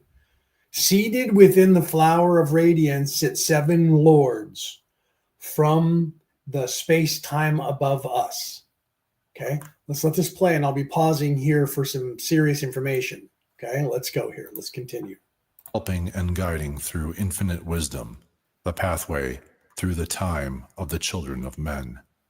Mighty and strange they, veiled with their power, silent, all-knowing, drawing the life force, different yet one with the children of men. I, different and yet one with the children of light. Custodians and watchers of the force of man's bondage, ready to loose when the light has been reached. First and most mighty sits the veiled presence, Lord of Lords, the infinite 9, over the others from each cosmic cycle, weighing and watching the progress of men. Under he sit the lords of the cycles. Okay, so under he sit the lords of the cycles, the 7 lords who rule over man. And their names are not 1, 2, 3, 4, 5, 6, 7. even though they are, in fact, the chakras. They are named not 1, 2, 3, 4, 5, 6, 7, red, orange, yellow, first, second, third, fourth, fifth, sixth, seventh chakra. They are named 3, 4, 5, 6, 7, 8, 9. Not 1, 2, 3, 4, 5, 6, 7, but 3, 4, 5, 6, 7, 8, 9. 3, 6, 9. 3, the first chakra. 6, the heart chakra. 9, the crown chakra. 3, 6, 9. There's those energies again that make up the Vesica Pisces, the yin and the yang, the masculine and feminine energies of the heart chakra. Those energies that are spiraling outward and spiraling inward at the same time. 3, 6, the 9, the hex boson that creates the figure 8, the infinity of energy. 3, 6, 9, creating the infinity, the 8, the perfect closed energy. Let me go over here and let you hear it from possibly 36,000 years ago. Those names, under he sit the lords of cycles. 3, 4, 5, and 6, 7, 8, each with his mission, each with his power, guiding, directing the destiny of man. There sit they, mighty and potent, free of all time and space, not of this world, they, yet akin to it, elder brothers they, of the children of men. Judging and weighing, they with their wisdom, watching the progress light among men. Okay, so here is a reference to the chakras. Okay, the chakras that are the archetypes that rule each individual person. When you balance those chakras and determine where you live in those chakras, whether you live in the bottom 3, physicality, physical place, self-serving, or in the upper 3, spiritual, loving, caring, in service to others, both ruled by the heart chakra. Why? Because the heart chakra is love, is the creation. The heart chakra rules both. Why? Because people who are self-serving love. They love themselves, but they love. They love power. They love money. They love fame. They love clicks. They love likes. They love control. They love. Heart chakra. Those who are in service to others love themselves and everyone else. They love the universe. They love the plants. They love the animals. They love this place. They love love. Love is all you need. Man said that in a song that got shot through the heart and died because of saying that. Okay, so here you're seeing a reference, whether you want to believe it or not. This is a reference of a scroll that's quite possibly 36,000 years old that we have on this earth, referring to the archetypes that are in control of and helping you to become who it is that you are. And when you balance these archetypes, you unlock the halls of Amente, the Akashic records, the library of knowledge of the universe that you, me, and everyone else have access to. This is the underlining message that is in everything that they're trying to distract you from by saying, who is the oldest guy that wrote that? Where did it come from? We have to find that. Never mind what it says. Only see what it says so that you know that you're on the right track to find the oldest one. Keep looking for that scroll. You'll find the oldest one. Knock down those trees over there because one of them is the one that we're looking for. And I can't find the forest because those trees are in the way. Keep you running your entire life looking for something you're never going to find because they keep you running away from what it is that you're looking at, and that's the message. Okay? So you continue looking for the message. So here, let's continue here. Wait, let me put this back in full screen over there so you're not looking at my ugly mug the whole time, right? There before them was I led by the dweller, watched him blend with one from above. Then from he came forth a voice saying, Great art thou, Thoth, among children of men.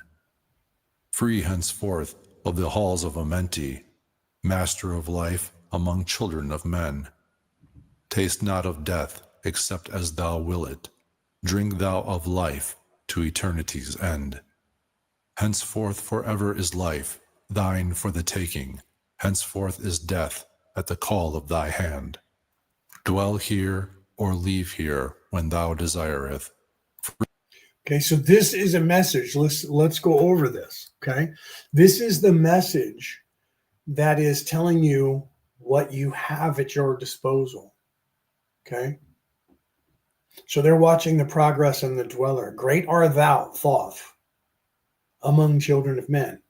Free henceforth. Now, you, when you become illuminated and become the light, what they're referring to here is that you become the Thoth. Okay, so you're free henceforth from the halls of Amente. You're no longer bound by the matrix. Master of life among children of men. Taste not death except what thou shalt will it. Drink thou of life to eternity's end. Henceforth forever is life, thine for the taking.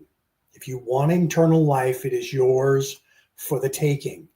Henceforth is death at the call of thy hand. You will only die if you wish to, when you realize that you are immortal and that you live forever. Dwell here or leave here when thou desire. Okay? This is literally telling you that you, once you learn what you need to learn from the halls of Amente, and you realize that I am, and you wake up that within you, which is I am part of the Creator, then you become no longer stuck in this physical plane. You're in a physical body, but when you have a certain knowledge and attain a certain level, you can then determine, I no longer wish to be here. I no longer have to be here because I am not imprisoned here. And you can leave when you wish to leave.